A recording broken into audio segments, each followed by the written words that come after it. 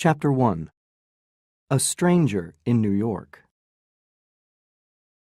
When Newland Archer arrived at the New York Academy of Music one January evening in the early 1870s, the opera had already begun. There was no reason why the young man should not have come earlier. He had had dinner at 7, alone with his mother and sister, and then sat unhurriedly smoking his cigar in his private library. But fashionable young men did not arrive early at the opera. That was one of the unwritten rules of society, and in Newland Archer's New York, these rules were as important as life and death. Another reason for the young man's delay was that he enjoyed looking forward to pleasures just as much as actually experiencing them, and Gounod's Faust was one of his favorite operas.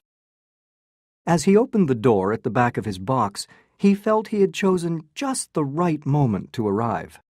Christine Nilsson, the Swedish singer whom all New York had gathered to hear, was singing, "He loves me not, he loves me." She sang in Italian, of course, not in English, since an unquestioned law of the musical world demanded that the German words of French operas sung by Swedish singers should be translated into Italian for the clearer understanding of English-speaking audiences. This seemed as natural to Newland as all the other laws that governed his life, like never appearing in society without a flower in his buttonhole and having 2 silver-backed brushes for his hair. He turned his eyes away from the singer and looked at the audience. Directly opposite him was the box of old Mrs. Manson Mingott, who was now so fat that she was unable to attend the opera, but whose family often came on fashionable nights. Tonight, the front of the box was filled by her daughter-in-law, Mrs. Lovell Mingott, and her daughter, Mrs. Welland. A little behind these ladies in their heavy silks sat a young girl in white, with her eyes fixed on the singer.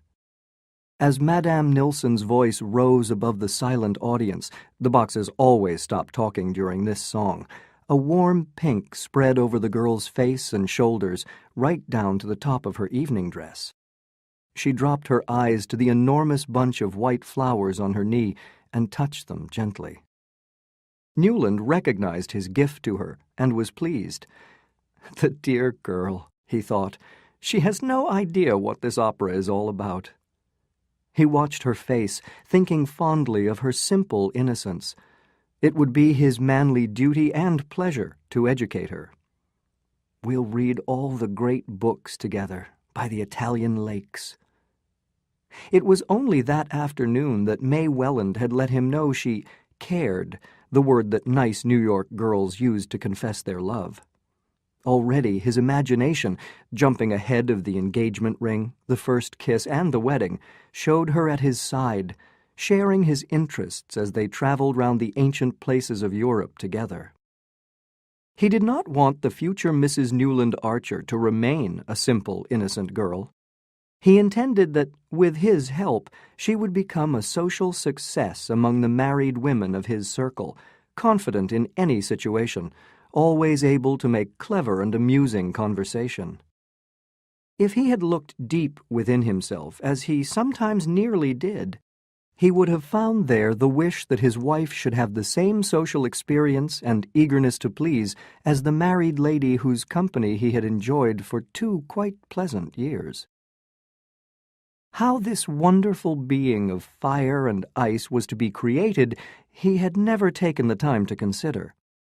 He knew his views on women were shared by all the carefully dressed, buttonhole-flowered men who greeted him from their boxes or visited him in his own, and he did not see a need to think differently. "My God," said Lawrence Lefferts suddenly. He was one of the group of Newland's friends in the box, a man who knew more about form than anyone else in New York. He always knew what was or was not socially correct behavior, and he always had the answers to all the mysterious questions, such as when a black tie should or should not be worn. "Look," he added, handing his opera glasses to his old friend Sillerton Jackson, who was standing next to him. Newland saw with surprise that a new figure had entered old Mrs. Mingott's box. It was that of a young woman, a little less tall than May Welland, with curly brown hair and a dark blue, unusually low-cut evening dress.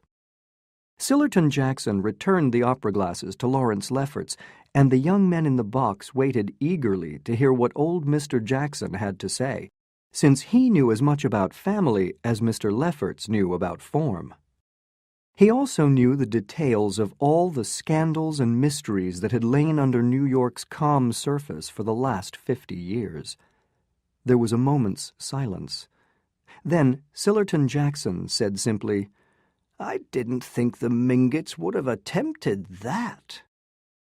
Newland felt annoyed that the box which was the center of attention for so many men was the one in which his fiancée was sitting. And he could not at first imagine why the newcomer was creating such excitement. Then he remembered who she was, and immediately felt even more annoyed.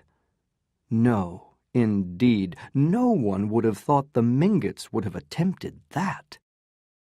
He was in no doubt that the young woman was May Welland's cousin, whom the family always spoke of as poor Ellen Olenska. He knew that she had suddenly arrived from Europe a day or two previously, and he had heard from May that she herself had been to see poor Ellen, who was staying with her grandmother, old Mrs. Mingott. There was nothing mean or ungenerous in the young man's heart, and he was glad that his future wife was being kind, in private, to her unhappy cousin.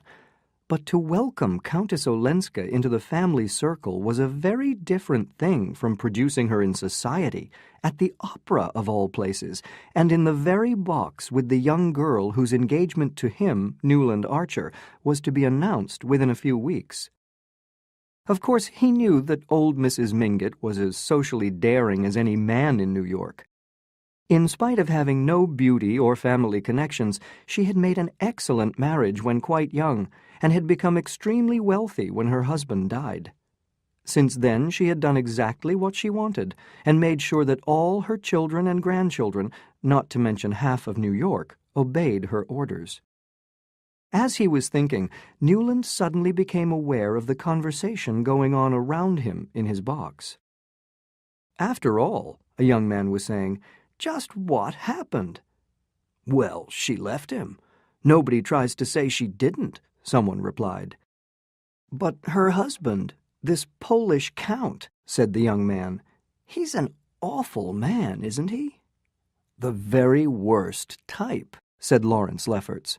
"I knew him in France. Rather handsome. When he isn't with women, he collects paintings, pays any price for both, I understand." There was a general laugh. Lefferts continued, "Anyway, she ran off with his secretary. It didn't last long.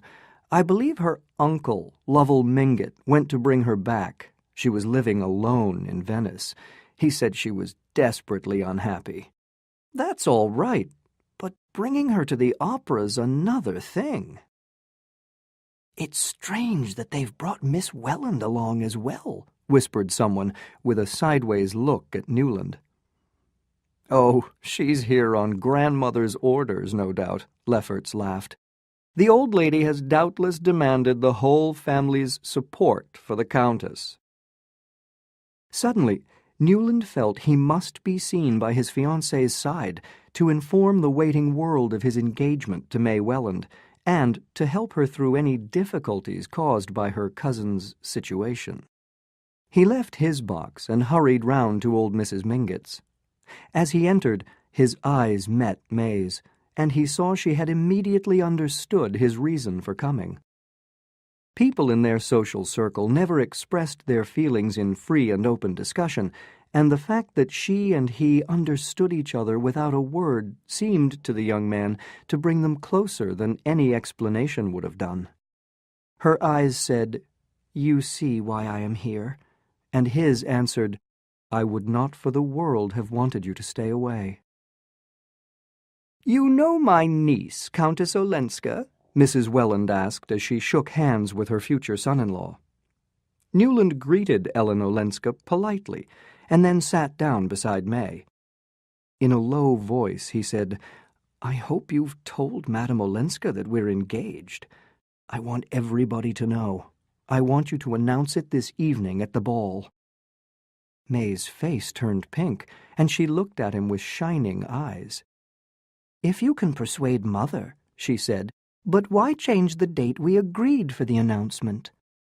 She saw his answer in his eyes, and added, smiling confidently now, "Tell my cousin yourself I give you permission. She says you used to play together when you were children." She made way for him by pushing back her chair, and Newland rose and seated himself at Countess Olenska's side. "We did used to play together, didn't we?" the Countess asked, turning her serious eyes to his. "You were a bad boy and kissed me once behind a door." She looked out over the audience. "Ah, how this brings my childhood back to me. I see everybody here in short trousers and pretty little dresses," she added, in her almost foreign accent, her eyes returning to his face. The young man was shocked that she should make jokes about New York's most important people, who were, at this moment, passing judgment on her. He answered a little stiffly, "Yes, you have been away a very long time." "Oh, centuries and centuries," she said, "so long that I'm sure I'm dead and buried, and this dear old place is heaven." And this, for reasons Newland could not explain, seemed an even less polite way of describing New York society. That night, most of New York was expected to attend the Beauforts' ball. The Beauforts were one of the few families to own a house with a ballroom, and this fact helped New Yorkers to forget certain uncomfortable things about Julius Beaufort. The question was, who was Beaufort? He had arrived from nowhere to build up a fortune for himself in banking. But he was a man with bad habits, a bitter tongue, and a mysterious past. Regina Beaufort, indeed, belonged to one of America's oldest families. As a penniless young beauty, she had been introduced to New York society by her cousin, Medora Manson, who had just made what people thought was a most foolish marriage to Julius Beaufort. Foolish or not, only 2 years after her marriage, it was agreed that her house was the most luxurious and comfortable in New York. Growing younger and blonder and more beautiful each year, she was the queen of Beaufort's palace, and drew all the world there without lifting her jeweled little finger. Some people whispered that it was Beaufort himself who trained all the servants, taught the cook new dishes, chose the plants for the gardens, and invited the guests. But to the world he gave the appearance of a carefree man of wealth who just happened to be present at his wife's brilliant parties. Newland Archer arrived a little late at the ball, as fashionable young men usually did. He had been thinking hard during his walk from the opera. Now he was beginning to fear that the Mingotts might go too far, that, in fact, they might be under old Grandmother Mingott's orders to bring Countess Olenska to the ball. That, thought Archer, would be a serious mistake. As he entered the ballroom, he could see Mrs. Welland and her daughter standing opposite him. Surrounding May Welland was a small group of young men and girls, and from the handshaking, laughing, and smiles, it was clear that she had announced her engagement. Newland paused a moment. He had wanted the announcement to be made, but he would have preferred it to be done at a quieter time, not in the heat and noise of a crowded ballroom. He was glad to see that May shared this feeling. Her eyes met his, and their look said, "Remember, we're doing this because it's right." He made his way toward her, and after receiving warm congratulations from many of the group, he drew his fiancée into the middle of the dance floor and put his arm around her waist. "Now we won't have to talk," he said, smiling into her clear eyes as they started dancing. She made no answer, but her lips trembled into a smile. "Dear," whispered Newland, pressing her to him. What a new life it was going to be, with this whiteness, this beauty, this goodness at his side. When the dance was over, the couple sat down in a quiet corner, and Newland pressed her hand to his lips. "You see, I made the announcement as you asked me to," she said. "Yes, I couldn't wait," he answered, smiling. "Only I wish it didn't have to be at a ball." "Yes, I know." She looked at him intelligently. "But after all, even here, we're alone together, aren't we?" "Oh, dearest, always!" Newland cried. Clearly, she was always going to understand. She was always going to say the right thing.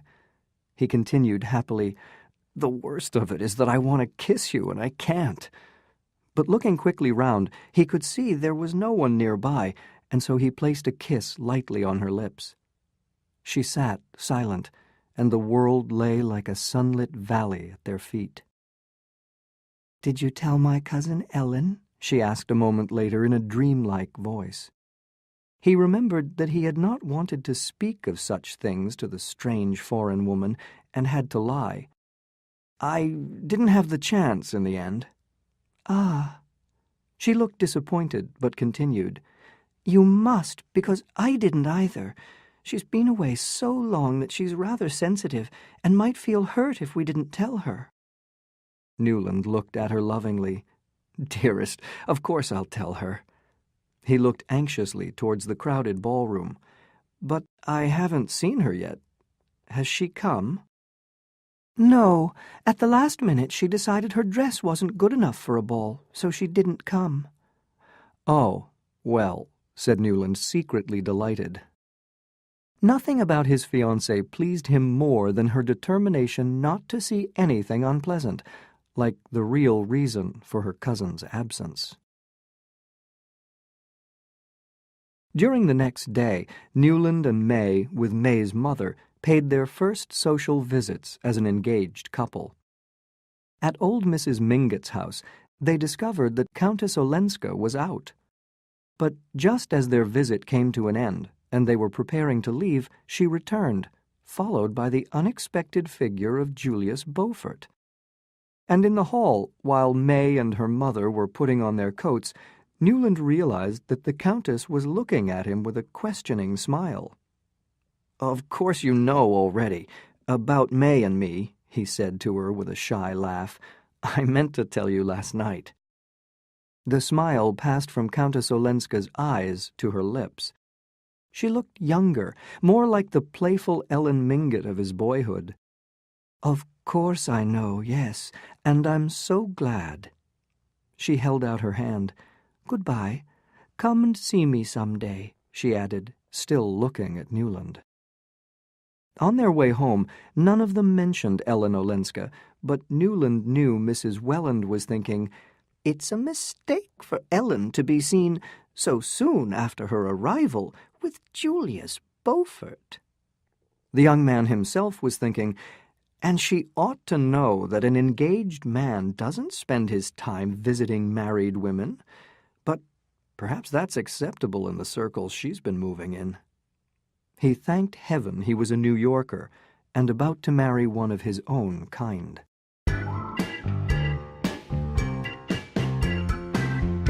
Chapter 2. Newland Has Doubts. The next evening, old Mr. Sillerton Jackson came to have dinner with the Archers. Newland's mother, Adeline Archer, had long been a widow and did not often go into society, but she liked to be well informed about what was going on. Her old friend Sillerton Jackson used to study people's lives with a collector's patience and a scientist's attention to detail. So whenever anything happened that Mrs. Archer wished to know about, she asked Mr. Jackson to dinner. In a perfect world, Mr. Jackson would have hoped for Mrs. Archer's food to be a little better, but after all, you couldn't have everything. If you had dinner with the Mansons or the Lovell Mingotts, who cared about eating and clothes and money, you ate the finest food and drank the best wines. On the other hand, if you were invited by the Archers or the van der Luydens, who had no time for the coarser kinds of pleasure, you could talk about the Swiss Alps and the most recent books. So when a friendly command came from Mrs. Archer, Mr. Jackson, who liked to find the best in every situation, would say to his sister, Sophie, "I overate last time I went to Mrs. Mingott's. It'll do me good to eat a bit less at Adeline's." Mrs. Archer and her unmarried daughter Janey lived on the ground floor of the family house, while Newland had the whole of the first floor to himself. Mother and daughter spent all their time together, reading or sewing in their beautifully furnished sitting room, or occasionally traveling in search of the scenery or works of art they both admired so much. The long habit of living together in such closeness had given them similar interests, the same vocabulary, and even the same way of beginning a sentence with "Mother thinks," or "Janey thinks," when each of them wanted to give an opinion that was, in fact, their own. They looked almost like sisters, both tall, pale, and a little round-shouldered, with long noses and sweet smiles. As the years passed, however, Mrs. Archer's black silks were stretched more tightly round her thickening waist, while Miss Archer's brown and purple dresses hung more loosely on her virgin figure. Mother and daughter loved each other deeply and admired and respected Newland. This admiration secretly pleased him, and he loved them for it. He considered it a good thing for a man to be respected and obeyed in his own house. Newland had his own reasons for staying at home that evening.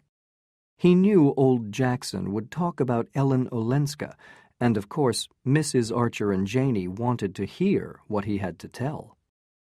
All three would be a little embarrassed by Newland's presence, now that his future connection to the Mingott family had been announced, and the young man waited with amused curiosity to see what effect this would have on their conversation.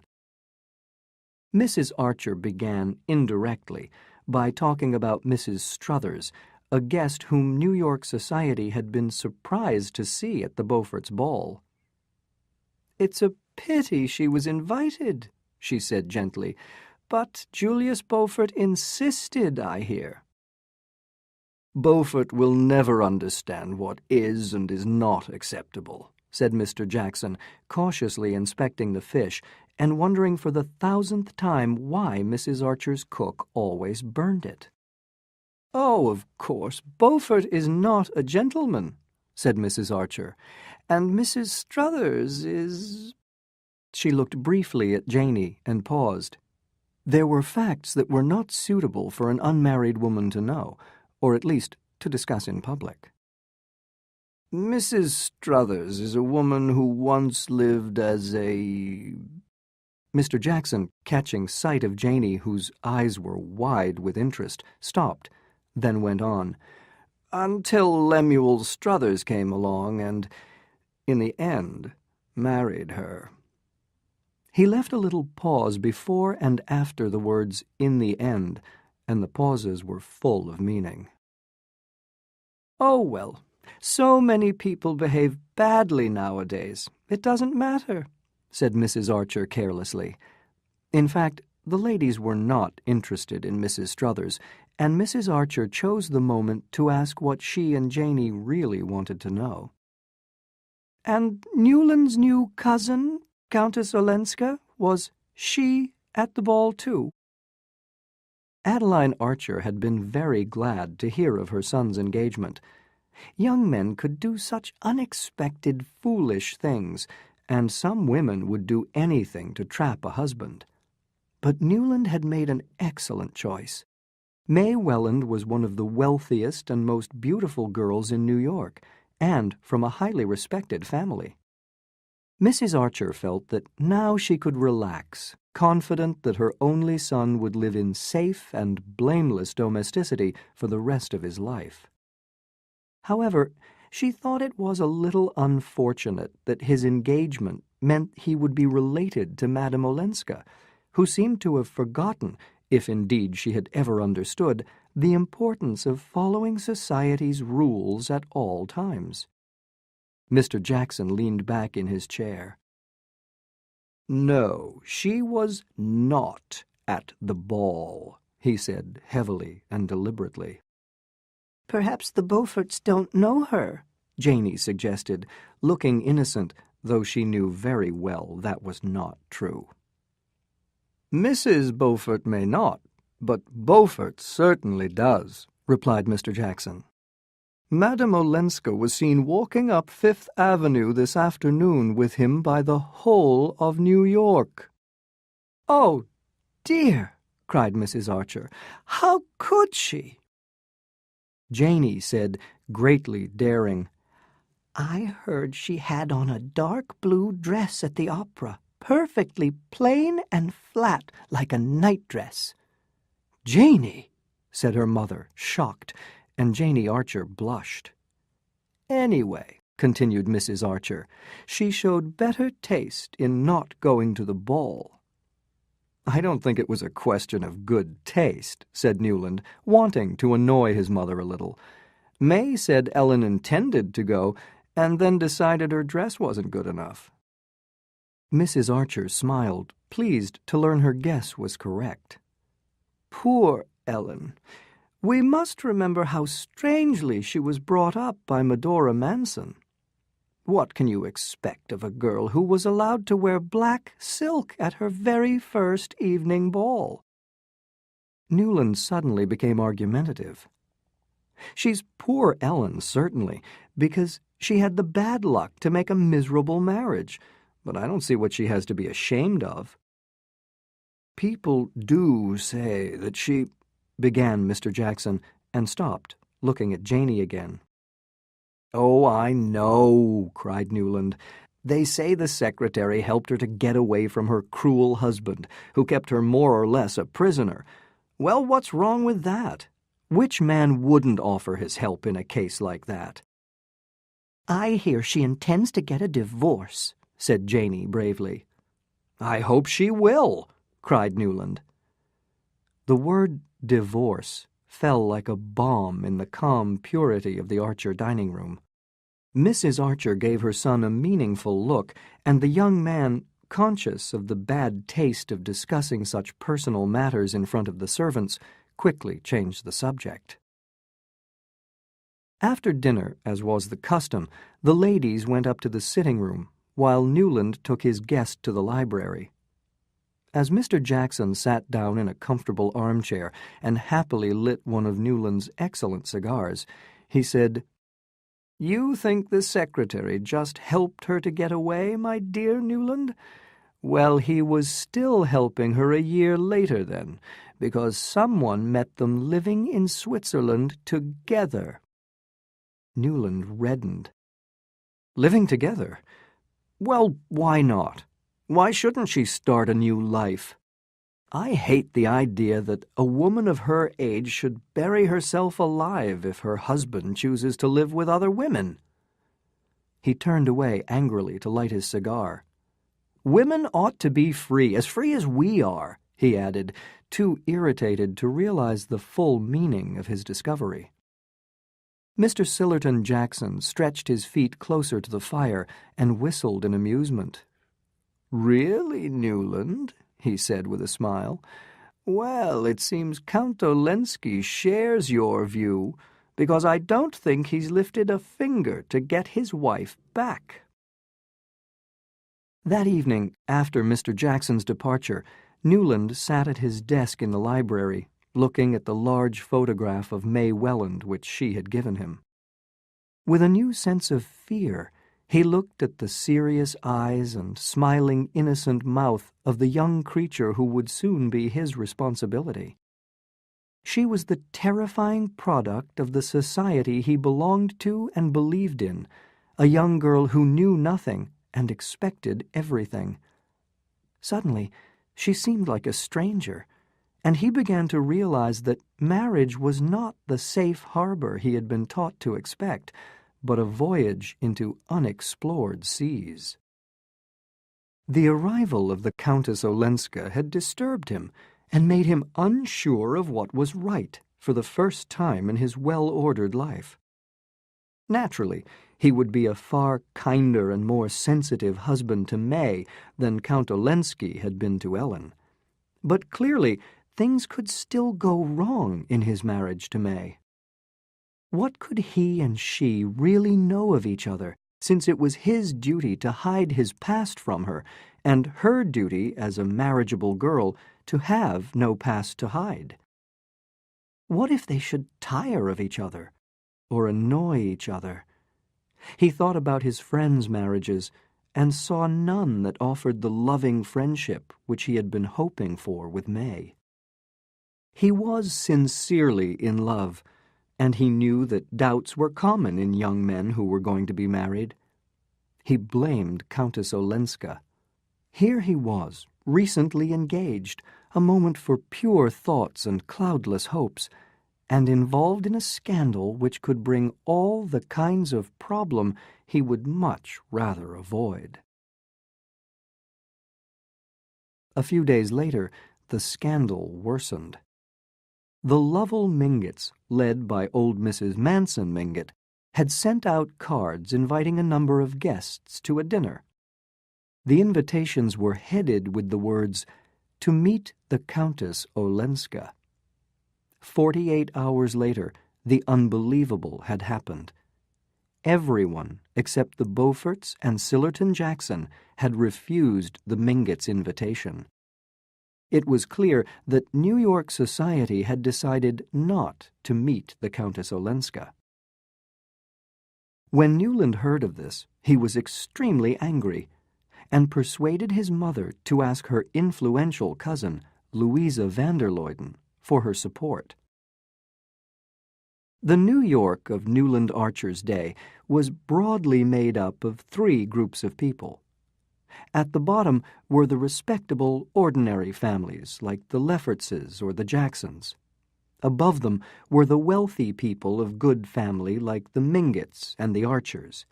And right at the top were just three families, the Dagonets, the Lannings, and the van der Luydens, all of whom were related to high-born European families. Mrs. Archer and Newland drove straight to the van der Luydens' large, dark house in Madison Avenue. Here, Louisa received them in her high-ceilinged sitting room, full of solid, old-fashioned furniture, and listened politely to Mrs. Archer's story. Her usual answer to any request for help was, "I shall first have to talk this over with my husband." But this time, she rang for a servant and told him, "If Mr. van der Luyden has finished reading the newspaper, please ask him to be kind enough to come." In a few minutes, Henry van der Luyden entered the room. He greeted Mrs. Archer and congratulated Newland on his engagement. Then he listened quietly as Mrs. Archer repeated what she had told his wife. There was a silence while the two almost royal figures considered the situation, the weight of social responsibility lying heavily on their thin, elderly shoulders. Newland and his mother waited respectfully. Finally, Henry van der Luyden spoke.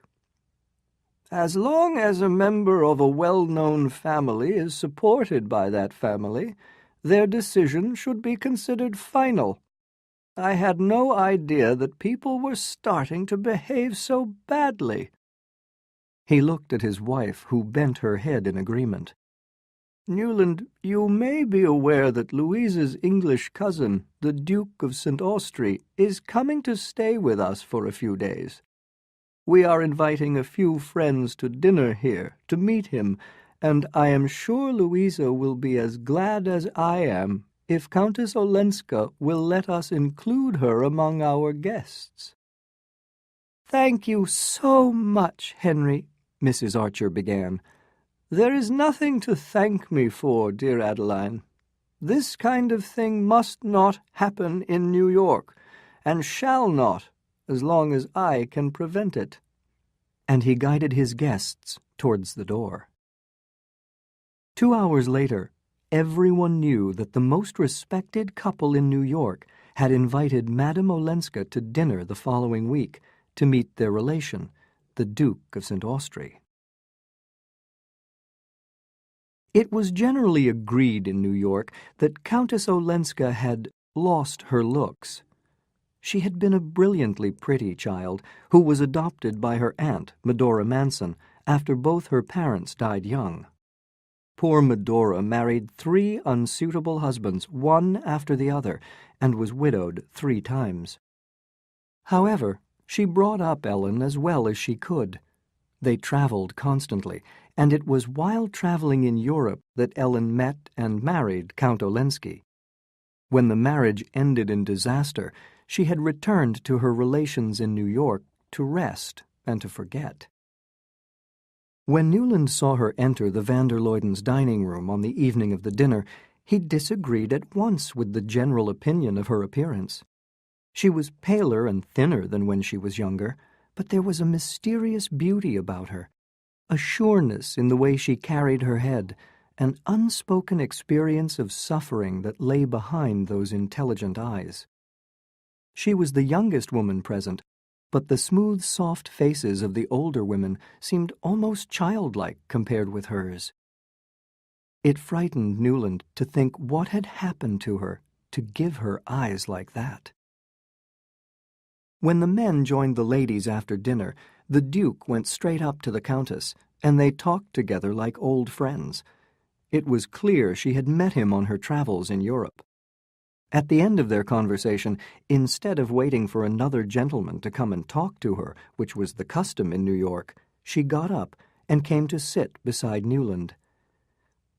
"May is a dear girl, so handsome and intelligent," she said, smiling at him.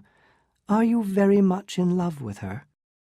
Newland reddened, laughing. "As much as a man can be."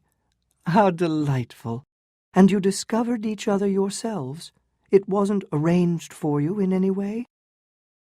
Newland looked at her in disbelief and asked with a smile, "Have you forgotten that in our country we don't allow our marriages to be arranged for us?"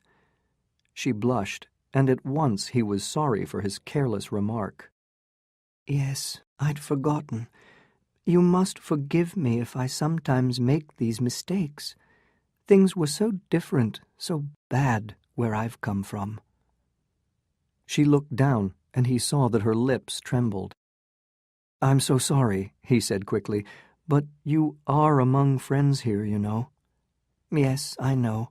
Wherever I go, I have that feeling. That's why I came home.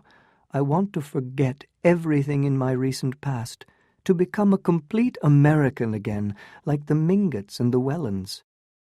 Ah, here's May arriving, and you will want to hurry away to her," she added, but without moving. Her eyes turned back from the door to rest on the young man's face. The after-dinner guests were now entering the room, and Newland saw May with her mother. "Oh, she's surrounded by people. She's being introduced to the Duke just now," he said.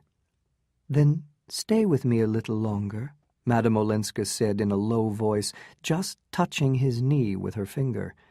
It was the lightest touch, but to him it was as exciting as a kiss. "Yes, let me stay," he whispered. But just then Mr. van der Luyden came up with a guest who wanted to meet the Countess, so Newland had to give up his seat. Madame Olenska held out her hand to him to say goodbye. "Tomorrow, then, after 5, I shall expect you," she said. "Tomorrow," Newland heard himself repeating, although they had made no arrangement during their conversation. As he moved away, he saw, waiting to meet the Countess, a number of the couples who had refused to meet her at the Lovell Mingotts, and it proved to him yet again the great influence that the van der Luydens had on New York society.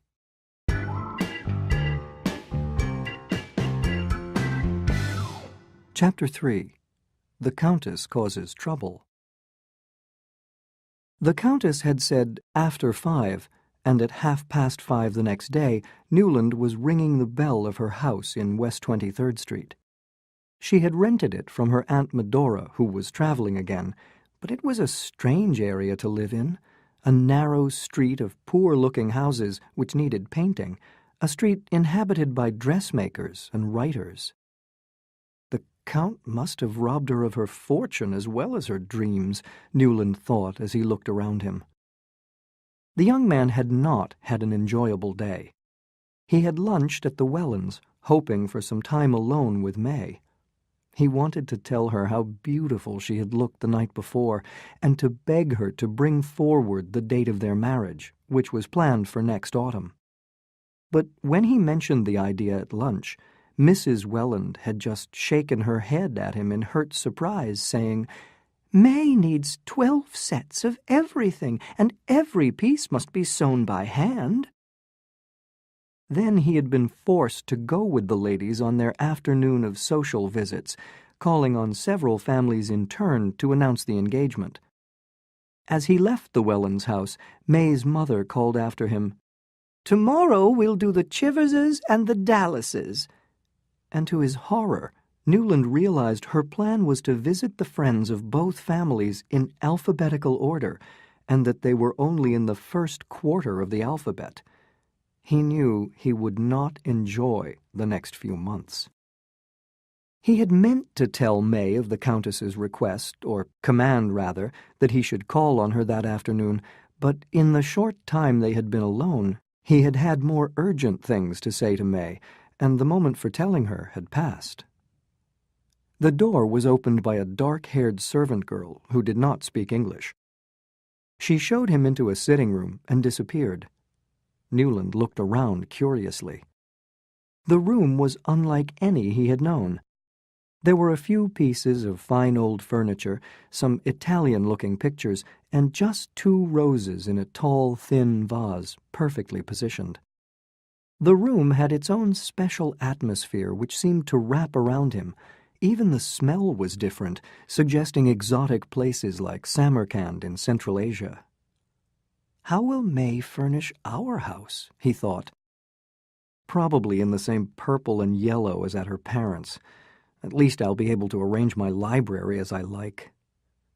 After a while, he heard a carriage arrive outside, and looking through the curtains, he caught sight of Julius Beaufort helping Madame Olenska out. In a few moments, she entered the room. "How do you like my funny house?" she asked, showing no surprise at seeing him. "To me, it's like heaven." "You've arranged it delightfully," he said. "I suppose what I like is the wonderful feeling of being here in my own country and my own town, of being alone in it." "You like being alone so much?" "Yes, as long as my friends prevent me from feeling lonely." She sat down, lying back in her chair and putting her hands behind her head. "This is the hour I like best, don't you?" A sense of his own importance made him say, "I was afraid you'd forgotten the time. Beaufort must have been a very interesting companion." She looked amused. "Why, have you waited long? Mr. Beaufort took me to see some houses. My family want me to move to a better area. But what does it matter where one lives?" "This street just isn't fashionable." "Fashionable? Do you all think so much of that? Why not make one's own fashions? But I suppose I've lived too independently. Now I want to do what you all do. I want to feel cared for and safe." He was touched. "That's what your friends want you to feel." But he suspected she still did not realize how close to social disaster she had been before the Vanderloydens had saved her. So he said, "Last night the best families in New York were looking after you." "I know. It was such a nice party," she replied lightly. These words were hardly adequate, Newland felt, for the social importance of that event. "The Vanderloydens," he said seriously, "are the most influential people in New York. Unfortunately, because they are elderly and in poor health, they do not often receive guests." "Isn't that the reason for their great influence?" she said thoughtfully. "It's because they are hardly ever seen." He stared at her and suddenly realized she was right. He laughed and thought no more about the Vanderloydens. "But you'll explain these things to me, won't you?" Madame Olenska continued. "You'll tell me all I ought to know?" "It's you who are telling me, opening my eyes to things I've looked at so long that I no longer really see them." He wanted to say, "Don't be seen driving about the streets with Beaufort," but he was being too deeply drawn into the atmosphere of the room to give advice of that kind. He felt a long way from New York. He was in Samarkand, from where New York looked strangely small and distant, as indeed it would. The Countess bent over the fire, holding her thin hands out to the flames, and her face seemed pale in the firelight. "Your family," Newland added, "can advise you, especially the older women." She shook her head. "Oh, I know, all my aunts and my grandmother. But only if they don't hear anything unpleasant. Does no one want to know the truth here, Mr. Archer? The real loneliness is living among all these kind people who only ask me to pretend." She put her head in her hands and started crying. "Madame Olenska, oh, don't, Ellen!" he cried, jumping up and bending over her. He took one of her hands, holding and rubbing it like a child's, but she soon freed herself and looked up at him with wet eyes. "Does no one cry here, either? I suppose there's no need to in heaven," she said with a laugh. Newland realized with horror that he had called her Ellen. The use of first names between young people was only permitted if they were engaged. Somewhere, in his mind's eye, he could see the tall white figure of May Welland. She seemed very far away. Suddenly, the servant came in and spoke in Italian to the Countess. She showed in a strange-looking couple, the Duke of St. Austrey and Mrs. Struthers, a large lady with unnaturally black hair, painted lips, and an expensive fur coat. They had come to invite Madame Olenska to a musical evening at Mrs. Struthers' house on Sunday evening. Madame Olenska accepted with delight, and Mrs. Struthers waved a cheerful hand at Newland. "And bring your young gentleman with you," she said. Newland escaped as quickly as he could. He had no wish to become involved with the socially unacceptable Mrs. Struthers. As he went out into the wintry night, the feeling of Samarkand disappeared. New York was all around him again, and May Welland, the loveliest woman in it. He went straight to a flower shop to send her the daily box of sweet-smelling white flowers, which he realized he had forgotten to send that morning. While in the shop, he noticed a huge bunch of yellow roses. They were not May's kind of flower, too rich, too strong, too exotic for her. He gave the assistant the Countess's address and told him to send them there at once, but he did not like to put his name on the card. The next day, he persuaded May to escape for a walk in the park. It was a sunny winter's day, with snow on the ground, and the cold air brought out the color in May's lovely face. Newland felt proud to have such beauty walking next to him, and he felt his doubts and worries disappear. They talked about the flowers he sent her every day, and he confessed that he had sent roses to the Countess. May was delighted he was being so kind to her cousin. Then Newland started talking about their own plans, their future, and Mrs. Welland's insistence on a long engagement. "But aren't we very happy as we are?" May asked, smiling brilliantly up at him. "We could be even happier. We could be together all the time. We could be traveling." "That would be lovely," she replied, "but Mother would not understand us wanting to do things so differently from other couples." Suddenly, he felt quite desperate. Would he ever be able to reach the real May Welland through the wall of custom and social expectation which divided them? And what if, when he finally broke down the wall, there was nobody there? "Do we have to do things the way everyone else does?" he cried almost wildly. "Can't you and I be different, May?" Her eyes rested on him with a bright, unclouded admiration. "But we can't just run away together, can we?" she asked. "You know, like people in books." "Why not? Why not? Why not?" She looked a little bored by his insistence. "I'm not clever enough to argue with you, but that sort of thing is rather vulgar, isn't it?" "Are you so much afraid of being vulgar?" She was clearly shocked by his question. "Of course I am, and so are you," she replied sharply. Then, sure of having found the right way to close the discussion, she went on light-heartedly. "Oh, did I tell you that I showed Ellen my ring? She thinks it's the most beautiful one she ever saw." All next day he felt depressed. He could see his life stretching tidily ahead of him, with no excitement, no unplanned events, and he was filled with unreasoning horror at the thought of doing the same thing every day at the same hour. The word sameness repeated itself maddeningly inside his head. In the afternoon, Janey came to see him in his library. "Newland, Mother's very angry," she said. Angry? With whom? About what? "Your friend, Madame Olenska. She was at Mrs. Struthers's party last night, on a Sunday evening, Newland, when people are at church. She went with the Duke and Mr. Julius Beaufort."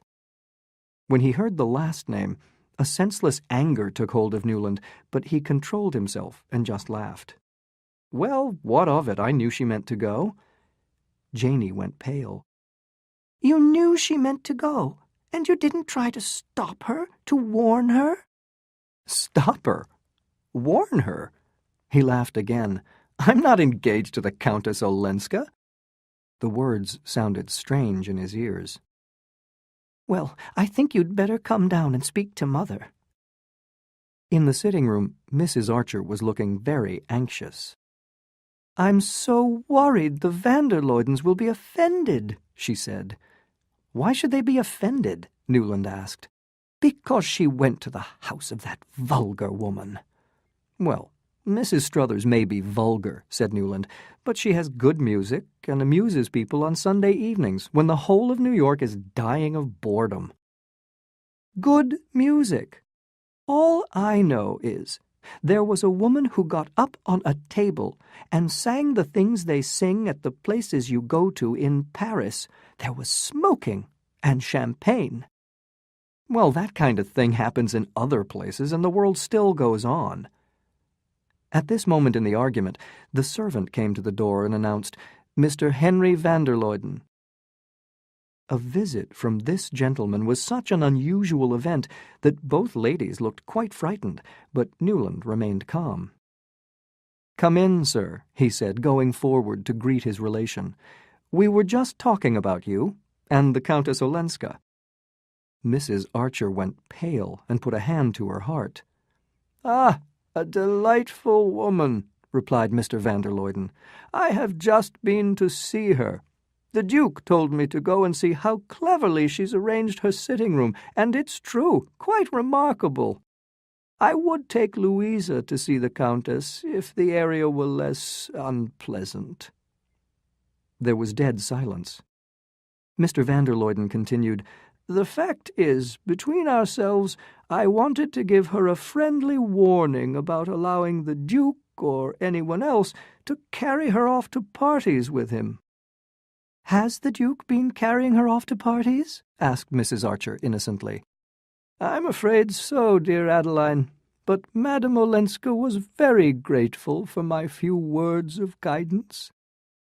And so Mrs. Archer's anxiety about Ellen Olenska's behavior was calmed, for the moment at least.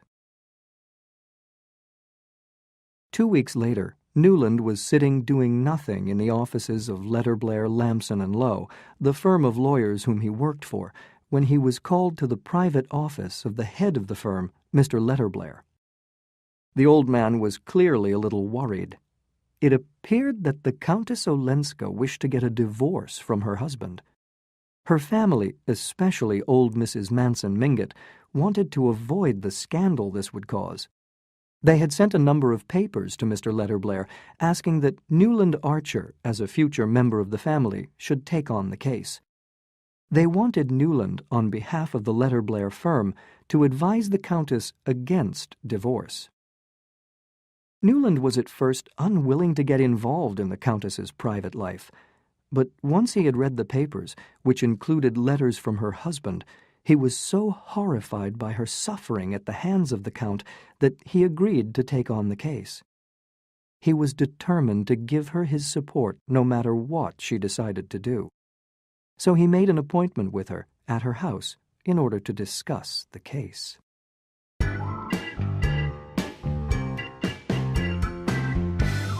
Chapter 4. A Second Visit to the Countess. As Newland walked up Fifth Avenue after dinner that evening, he could see a number of carriages outside the Chiverses. where they were having a party for the Duke. He passed the Beaufort's house and saw Julius himself come out and drive away in his carriage. Probably on his way to that new lady friend of his, thought Newland. All of New York knew about Beaufort's mistresses, and Miss Fanny Ring was the latest in a long line. He walked on into the narrow street where the Countess lived, surrounded by the houses of painters and writers. He and his family belonged to the part of New York society that believed in the importance of literature and art, but fashionable and well-born families rarely mixed socially with artists. Newland himself knew many artists and musicians whom he met in the little bars and clubs which were beginning to open in the back streets, but he would never expect to meet them in a gentleman's house. He imagined that the Countess, whose house was full of books, was used to a much more open society, where writers and artists came and went freely, and that this might be one of the things she would miss from her old life. He reached her house and was let in by the servant girl, who was smiling mysteriously. In the hall was a fur-lined coat and a silk opera hat with the letters J.B. in gold on it. It was clear that Julius Beaufort was visiting Madame Olenska. Newland was so angry that he almost left at once. But then he remembered he had not told the Countess he wished to see her privately, so he could not blame her for opening her doors to other visitors. In the sitting room, Beaufort was standing in front of the fire, smiling down at the Countess. She was half lying on a sofa, her head supported on one hand. Her sleeve had fallen away to leave her white arm visible up to the elbow.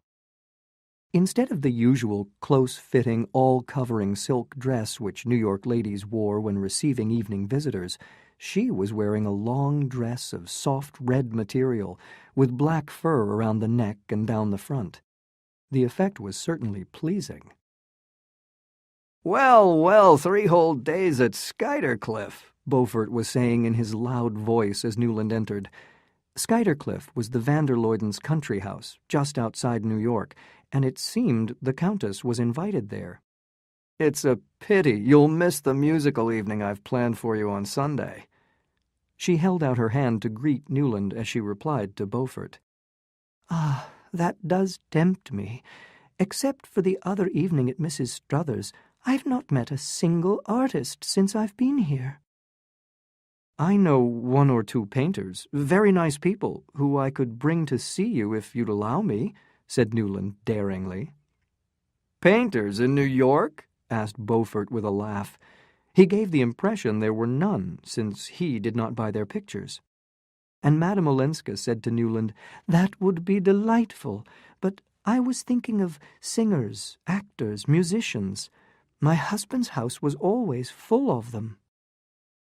Newland felt confused. How could she speak so calmly of her married life? But he was pleased to see she wanted to speak to him privately, because she made it clear to Beaufort that he must leave. A few minutes later, they were alone together. "So, you care for painting, then?" she began by asking. "Oh, yes, enormously. When I'm in Paris or London, I never miss a show. I try to see all the new pictures." "My life used to be full of such things, too. But now I want to throw off my old life, to become just like everybody else here." Newland reddened. "You'll never be like everybody else." "Ah, don't say that. If you knew how I hate to be different." Her face looked dark and sad as she spoke. He waited a moment and cleared his throat. "I know you want a divorce. Mr. Letterblair told me. That's why I've come. You see, I'm in the firm." Her eyes brightened. "You mean you can manage it for me? I can talk to you instead of to Mr. Letterblair? Oh, that will be so much easier. You'll help me, won't you?" "First," he hesitated, "perhaps I ought to know a little more." She seemed surprised. "You've read the papers. You know about my husband's mistresses. What could be worse than that? Our church allows divorce in such cases." "That's true, but Newland was thinking of a letter from the Count he had read, accusing his wife of having had an affair with his secretary. How much truth was there in that? Only Ellen could tell. "Of course, you know that if your husband chooses to fight the case as he threatens to, he can say things." "Yes?" "Things that might be disagreeable to you, and say them publicly, even if they aren't true." "What harm could such accusations, even if he made them publicly, do me here in New York?" Newland thought, she still knows so little about us. He tried to explain. "This is a very small world compared to the one you've lived in.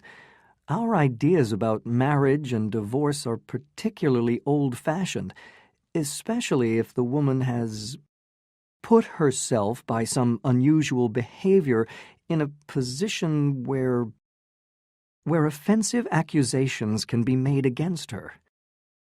Her head bent down low, and Newland waited, hoping desperately for a little anger, or at least just a word to tell him that no accusation would be true. No word came. A clock ticked softly in a corner, and the whole room seemed to be waiting silently with Newland. "Yes," she whispered at last. "That's what my family say. And you're one of them, or will be soon. Do you share their view?" He looked away from her for a moment. How could he say, "Yes, if what your husband says is true"?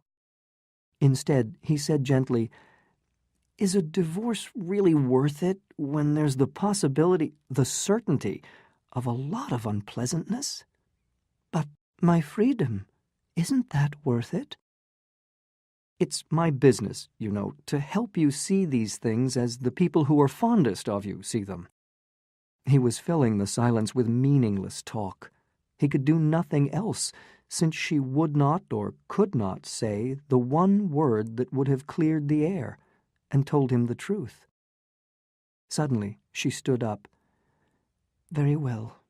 I will do what you wish," she said.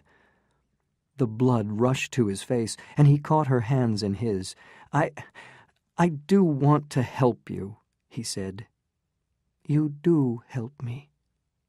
Good night, my cousin." He bent and kissed her hands, which were cold and lifeless. When she took them away, he turned to the door, found his coat and hat in the hall, and ran out into the winter night, bursting with unspoken words. A week later, Newland was at Wallack's Theatre, watching one of that season's most popular plays. He had seen it several times, and one particular scene was his favorite. He was watching it now. In a room, two lovers said goodbye, sadly, almost wordlessly, and the man started towards the door. The woman turned away from him to the fireplace and looked down into the fire. She was wearing a long gray dress with long black ribbons falling down her back. At the door, her lover turned for one last look at her. Then he walked quietly back, lifted one of the ribbons, kissed it, and left the room without her hearing him or changing her position. And on this silent parting, the curtain fell. Newland thought this as fine as anything he had ever seen in the theaters of Paris and London. The silence and the dumb misery of the lovers' goodbye moved him greatly.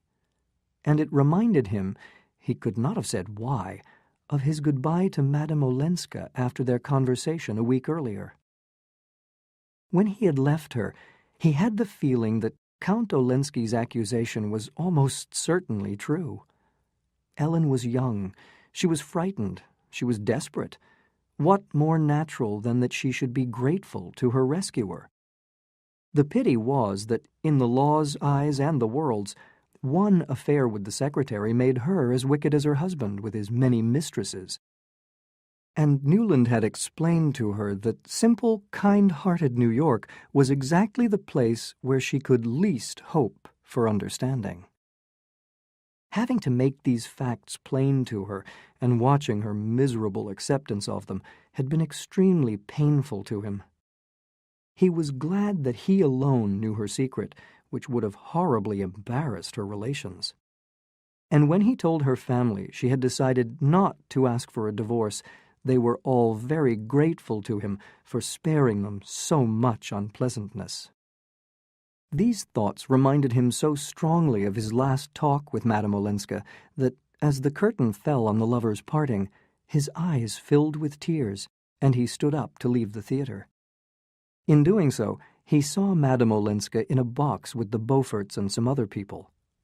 He had tried to avoid meeting her socially, but now their eyes met, and as Mrs. Beaufort waved to him to join them, it was impossible to refuse.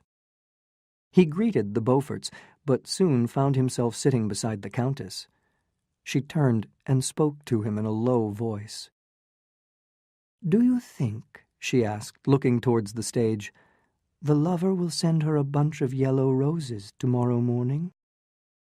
Newland reddened, and his heart jumped in surprise. He had visited her only twice, and each time had sent her yellow roses, but without giving his name. She had never mentioned them before. Now, the fact that she knew he had sent them and connected them to the scene they had just watched filled him with pleasure. "I was thinking of that too," he said. To his surprise, she blushed, and said after a pause, "What do you do when May is away?" "I get on with my work," he replied, a little annoyed by the question. The Wellens always spent February in Florida, as their doctor considered the warm weather there necessary for Mr. Welland's chest, and they were there now. Newland had realized there was no chance of persuading them to break the habit of a lifetime, so he had not tried. He would have liked to go with them, but he, too, was tied by custom and habit. No serious-minded young men took holidays in midwinter. He was conscious Madame Olenska was looking at him. "I understand that you were right about the divorce," she said a little breathlessly, "but sometimes life is difficult." "I know. And I wanted to tell you that I do feel you were right, and that I'm grateful to you." She lifted her opera glasses quickly to her eyes as she heard Beaufort coming to sit next to her. Newland stood up and left the box and the theater. The day before, he had received a letter from May in which she had asked him to be kind to Ellen in her absence. "She likes and admires you so much, and although she doesn't show it, she's very lonely and unhappy. You're almost the only person in New York who can talk to her about what she really cares for." His wise May! How he loved her for that letter! But he did not want, as an engaged man, to be too obviously the Countess's defender and companion. She could probably take care of herself better than May imagined. She had several gentlemen around her who would be only too glad to be of assistance. But even so, he never saw her without feeling that, after all, May was right. Ellen Olenska was lonely, and she was unhappy. The next morning, Newland searched the flower shops for yellow roses, but found none. As a result of this search, he arrived late at the office, and noticed that his lateness made no difference at all to anyone. He was filled with sudden despair at the uselessness of his life. He was just one of the many young men in the old-fashioned law firms like Mr. Letterblair's, who sat at their desks or simply read the newspapers for a certain number of hours every day. They didn't need to earn money, but it was thought that young men should have something to do, and the law, being a profession, was considered to be more suitable work for a gentleman than business. Few of them had any ambition, and over many of them the gray dullness of an empty life was already spreading. It made Newland cold with fear to think it might be spreading over him, too. "I'll never do anything worthwhile," he thought angrily. "And my interest in books and paintings and music, my European travels, will I be able to keep any of that up when I'm married?" He thought about men he knew, men who in their younger days had been full of hopes and dreams as he was now. And what happened to them, he thought. Their lives became nothing more than one long, mindless, comfortable routine of dinners and visits and evening parties. From his office, he sent a note to Madame Olenska, asking if he could call on her that afternoon, but he received no reply that day or the next. This unexpected silence made him unreasonably angry. On the third morning, he received a note from her, and to his surprise, it had been posted from Skuytercliff. It said, "I ran away the day after I saw you at the theater, and these kind friends are allowing me to stay here as long as I like. I wanted to be quiet and think things over. I feel so safe here. I wish you were with us. Yours sincerely, Ellen Olenska." What is she running away from? He wondered. And why does she feel the need to be safe? However, she's certainly made an impression on the van der Luydens. They don't usually encourage their visitors to stay longer than a weekend. He felt disappointed that she was away. Then he remembered that he had an invitation from the Chiverses to spend this weekend with them at their country house, High Bank, which was not far from Skuytercliff. He wrote a hurried telegram and sent it off at once, accepting the invitation.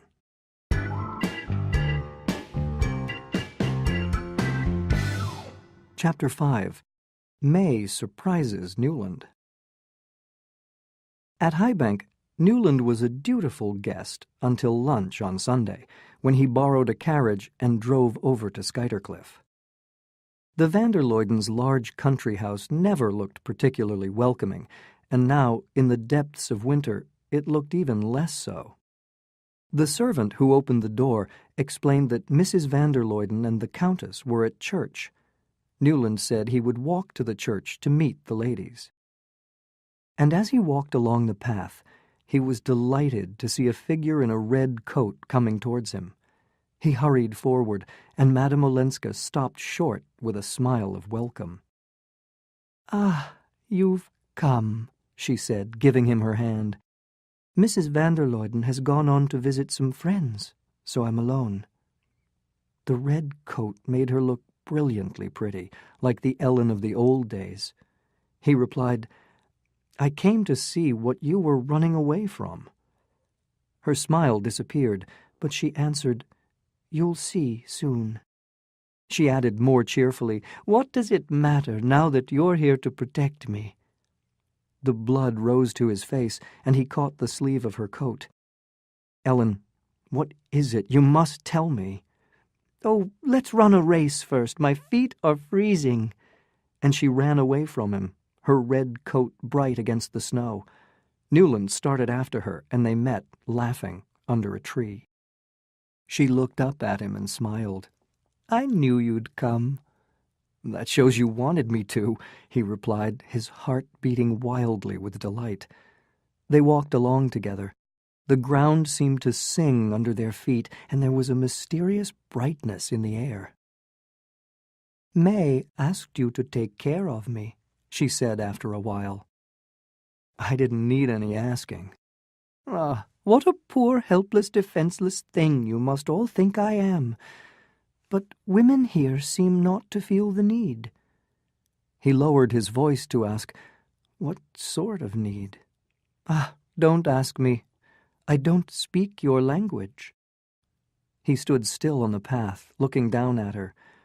"What did I come for if I don't speak yours?" "Oh, my friend." She laid her hand lightly on his arm. "Ellen, why won't you tell me what's happened?" "I will tell you, but where? One can't be alone for a minute in that enormous house, with servants always in and out of every room. Is there nowhere in an American house where one may be by oneself? You're all so shy, and yet so public at the same time." "Ah, you don't like us," said Newland sadly. Just then they passed an ancient stone house called the Patroon's House, which the first owner of Skuytercliff had built and lived in 300 years before. The van der Luydens kept it to show to their visitors as a place of historical interest. "What luck!" cried Ellen. "We can go in and have a quiet talk. Someone's even lit a fire. No one will disturb us there." They went in and sat down by a bright fire. "When you wrote to me, you were unhappy," said Newland, watching her expressive face. "Yes, I was, but I can't feel unhappy when you're here." "I shan't be here very long." His lips felt stiff with the effort of saying just so much and no more. "I know, but I live in the moment when I'm happy. I don't look ahead." The words stole through him like a temptation. He got up and stood looking out through the window with his back to her. What if she had been running away from him, and she had waited to tell him until they were alone together in this secret place? "Ellen, please tell me. Tell me who you're running away from."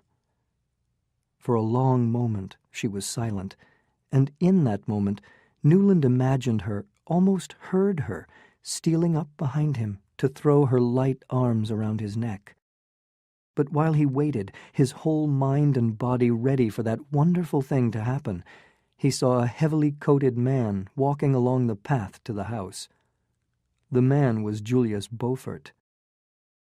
"Ah," said Newland, bursting into a laugh, "so that's it." Madame Olenska ran to his side, slipping her hand into his, but when she saw Beaufort, her face went pale. "I didn't know he was here," she whispered. Her hand still held Newland's, but he drew away from her, and, walking into the hall, threw open the door of the little house. "Come in, Beaufort, this way. Madame Olenska is expecting you," he said. During his journey back to New York the next day, Newland thought bitterly of Beaufort. He was clearly the man Ellen was running away from. He was chasing her, and Julius Beaufort only ever had one purpose in mind when chasing pretty women. The next 2 or 3 days went by very slowly. There were moments when Newland felt he was being buried alive under his future. He heard nothing from Ellen until the 4th evening, when a note from her arrived at his house. It said simply, "Come late tomorrow. I must explain to you. Ellen." The young man spent all night thinking about the note. There were several ways of answering it. The reply he finally decided on at sunrise was to pack a bag with some clothes and jump on a boat which was leaving that day for Florida. When he walked down the sandy main street of St. Augustine and saw May Welland standing there with the sun in her hair, he wondered why he had waited so long to come. Here was truth. Here was reality. Here was the life that belonged to him. "Newland, has anything happened?" she asked. "Yes. I found I had to see you," he replied, and she blushed happily. They sat down on a bench under some orange trees, and he put his arm round her waist and kissed her. It was like drinking from a cool mountain stream on a hot summer's day. He explained to May's parents that he had come because he felt he might be getting a cold. Mr. Welland understood all anxiety over health only too well, and insisted he should stay at least a week with them to prevent any possible illness taking hold. He walked and read and went boating with May in the warm Florida sunshine. All the time he was thinking about their wedding, which seemed unimaginably far away. The day before he left, they were walking through the orange trees again, when suddenly he burst out, "Can't you understand, May? I want to make our dreams real. I want you to be my wife now rather than later, this year rather than next." For a moment, May was silent. Then, clear-eyed, she looked straight at him. "I'm not sure I do understand. Is it because you're not certain of continuing to care for me?" Newland was shocked into saying, "My God, perhaps, I don't know." Both were silent for a moment.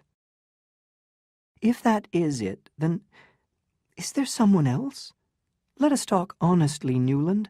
I've felt a difference in you since our engagement was announced." "My dear, what madness," he managed to say. "It won't hurt us to talk about it. You could so easily have made a mistake. Anyone can." "If I had made a mistake of the kind you suggest, is it likely I would be begging you to marry me sooner?" She thought for a moment. "Yes," she said at last. "You might want to decide the matter once and for all." Her calm intelligence took his breath away, but he could see how painful this was for her. She continued, "You know, a girl sees more than her parents imagine. I've always known there was someone in your past. I saw her once. Her face was sad, and I felt sorry for her, and I remembered that when we got engaged." "My dear child, is that all? If you only knew the truth." "Then there is a truth I don't know?" "I mean, the truth about that old story." "But that's what I want to know. Newland, I couldn't build my happiness on a wrong done to another woman. I understand that when two people really love each other, they might have to go against public opinion. And if you feel yourself in any way promised to that woman, and if there is any way you can keep your word, even by her getting a divorce, then, Newland, don't give her up because of me." He had never admired May so much as at that moment. How brave of her to speak so plainly, and how generous to offer to give him up to his former mistress. But with all her intelligence, she had not seen what was troubling him. "There was no promise of the kind you think, but I love you for saying that. I mean, every woman's right to her freedom." He stopped, surprised by the direction his thoughts were taking. May turned her blushing face towards him, and as he bent to kiss her, he saw her eyes were full of happy tears. For a moment, he had seen a woman who could think for herself, a woman who was prepared to break away from society's rules. But the next moment, he was disappointed to see the old, dutiful May return. She seemed to be aware of his disappointment, but without knowing what to do about it. They walked silently home. 2 days after his return to New York, Newland called on old Mrs. Manson Mingott to persuade her to use her influence with the Wellens about an early wedding date for him and May. She was amused by his urgency and agreed to help.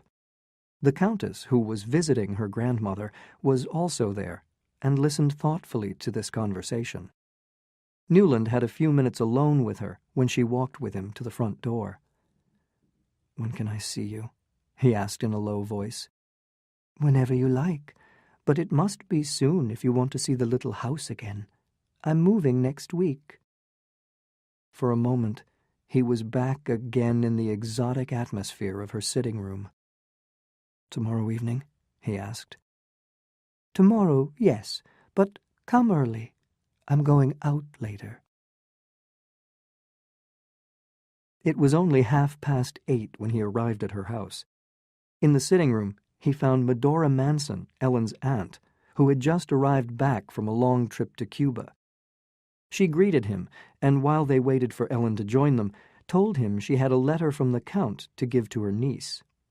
"Yes, my poor foolish Olenski," she added. "All he asks is to take her back as his wife." "Good God!" cried Newland, jumping up. "You are horrified? Of course I do not defend him, but just think what she is giving up if she stays here. Palaces, jewels, art, priceless furniture, music, brilliant conversation. Forgive me, my dear young man, but one does not find that here. The truth is, Mr. Archer, I have heard of your influence over dear Ellen, and I hoped I might count on your support to persuade you—" "That she ought to go back? I would rather see her dead," cried the young man violently. "Ah," said Mrs. Manson calmly, "am I to understand you prefer that?" She pointed to a huge bunch of expensive flowers on the sofa, with Beaufort's card just visible. After all, marriage is marriage, and my niece is still a wife." At that moment, Ellen appeared in the doorway. "We were saying, my dear," smiled Mrs. Manson, "here is something a fond admirer has sent you." Madame Olenska turned, saw the flowers, and a silent anger seemed to run through her. She rang for her servant and told her to take them to a neighbor who was ill. "Take them at once," she cried. "I don't want them in the house." She turned to Newland. "Mr. Archer, my aunt is just leaving. Would you take her to the carriage? I'll leave myself when the carriage comes back." When he returned, the Countess was sitting by the fire. "Your aunt thinks you will go back to your husband," he said. "Many cruel things have been believed of me." "Oh, Ellen, forgive me. I'm a fool." "I know you have your own troubles. You think the Wellens are unreasonable about your marriage, and of course I agree with you." He realized she was changing the subject. "Yes, I went south to ask May to shorten the engagement. We had an honest talk, our first, in fact. She thinks my impatience is a bad sign. She thinks it means I want to marry her at once to get away from someone whom I care for more." "But if she thinks that, why isn't she in a hurry too?" "Because she's not like that. She's so much nobler. She has offered to give me up for the other woman." Madame Olenska looked into the fire for some time. Down the quiet street, Newland could hear her horses returning. "That is noble," she said. "Yes, but I don't intend to marry anyone else." "Ah." There was another long pause. "This other woman, does she love you?" "Oh, there's no other woman. I mean, the person May was thinking of was never—" "Then why, after all, are you in such a hurry to marry?" "There's your carriage," said Newland. "Yes, I should go. I am expected at Mrs. Struthers. I must go where I am invited, or I shall be too lonely." She smiled a little. Newland did not want her to leave. "May guessed the truth," he said. "There is another woman, but not the one she thinks." She did not answer and did not move. He sat down beside her and took her hand, but she jumped up and freed her hand. "Don't make love to me. Too many men have done that." It was the bitterest thing she could have said to him. "I have never made love to you, and I never shall.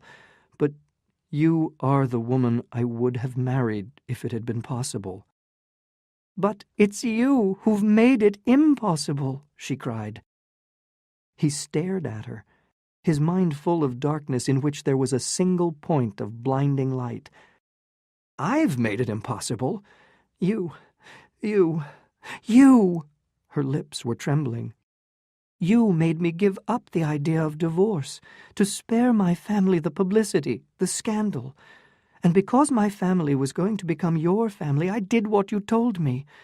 I did it for you, and for May." "Good God!" he cried. "And I thought—" "Oh, don't ask me what I thought." She blushed deeply. "But I do ask you." "There were accusations in your husband's letter." "I had nothing to fear from that letter, absolutely nothing. All I feared was to bring scandal on the family, on you and May." "Good God!" he cried again, putting his face in his hands. The silence that followed lay on them like a gravestone, and it seemed to Newland that nothing would ever lift that load from his heart. He did not move or raise his head from his hands. "At least I loved you," he said out of the darkness. On the other side of the room, he heard a sound like a child crying softly. He ran to her. "Ellen, what madness is this? Why are you crying? Nothing's done that can't be undone. I'm still free, and you're going to be." He had her in his arms, her face like a wet flower at his lips. Why, oh, why had he stood for 5 minutes arguing with her across the room when just touching her made everything so simple? She gave him back all his kiss, but after a moment he felt her stiffening in his arms, and she put him aside. "Ah, my poor Newland, I suppose this had to happen, but it doesn't change things in the least. It changes the whole of life for me. No, it mustn't, it can't. You're engaged to May Welland, and I'm married to the Count." Newland stood up. "Nonsense. It's too late for that sort of thing. We've no right to lie to other people or ourselves." "You say that because it's the easiest thing to say at the moment. In reality, it's too late to do anything but what we'd both decided on. You see, from the very beginning, I realized how kind, how noble you were. Very good people don't impress me. I feel they've never been tempted. But you know. You understand. You've felt the world outside tempting you with its golden hands. And yet you won't accept happiness bought with cruelty. That's better, nobler than anything I've ever known."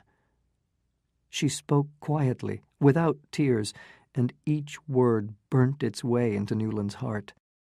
"Don't let us undo what you've done," she cried. "I can't go back now to that other way of thinking. I can't love you unless I give you up." They remained facing each other, divided by the distance her words had created. Suddenly, he was angry. "And Beaufort? Is he to replace me? You're seeing him this evening, aren't you?" "I shall not go out this evening," she said calmly. "You tell me you're lonely. I've no right to keep you from your friends," he said bitterly. "I shan't be lonely now. I was lonely, I was afraid, but the emptiness and darkness are gone now." He turned away with a sense of complete exhaustion. At that moment, the doorbell rang, and a minute later, the servant came in with a telegram for the Countess. It said, "Grandmother's telegram successful. Parents agree, wedding after Easter. Too happy for words and love you dearly. Your grateful May." Half an hour later, when Newland unlocked his own front door, he found a similar telegram waiting for him in the hall, saying, "Parents agree, wedding Tuesday after Easter, Grace Church. So happy. Love, May." He started laughing wildly and could not stop. He was making so much noise that his sister came out of her bedroom. "Newland, whatever is the matter? It's very late." "Nothing's the matter, Janey, except that I'm going to be married in a month." Janey fell on his neck and pressed him to her thin chest. "Oh, Newland, how wonderful! I'm so glad. But why do you keep on laughing? Do stop, or you'll wake Mother."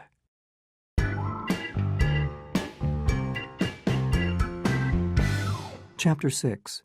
The Wedding and Beyond. The sun shone weakly down on Grace Church, and a light spring wind blew dust everywhere. Inside the church, almost every seat was taken, and in the center stood the bridegroom and his best man, waiting for the bride to arrive. Newland was familiar with the preparations necessary for a fashionable New York wedding, as he had often been a best man himself at his friends' weddings. For his own wedding, he had obeyed all his best man's commands, following his instructions down to the last detail. It was easier to obey blindly than to think, to doubt, to question. "I've sent flowers to the 8 bridesmaids," he thought. "I've written thank-you letters for the wedding presents, paid for the use of the church, and made arrangements for the honeymoon. I think I've done everything." "Got the ring all right?" whispered his best man, looking pale. He was feeling the heaviness of the responsibility. Newland did what he had seen so many bridegrooms do, feel quickly in a jacket pocket, and found the little gold ring, which had "Newland to May, April 22nd, 1874, written inside. He looked at the faces he knew so well in the seats all around him. How like a first night at the opera, he thought, waiting for the curtain to rise. He saw his mother and Janey crying with happiness. He saw Julius Beaufort next to his beautiful wife. He saw Lawrence Lefferts, the expert on form. He wondered how many social mistakes Lefferts' eager eyes would discover during the wedding. And then he suddenly remembered that he, too, had once thought such things important. A stormy discussion about whether the wedding presents should be put on show to the guests had darkened the last hours before the wedding, and it seemed unbelievable to him that adults could get so angry over something so meaningless. Yet there was a time when he had had just as strongly felt opinions on such matters.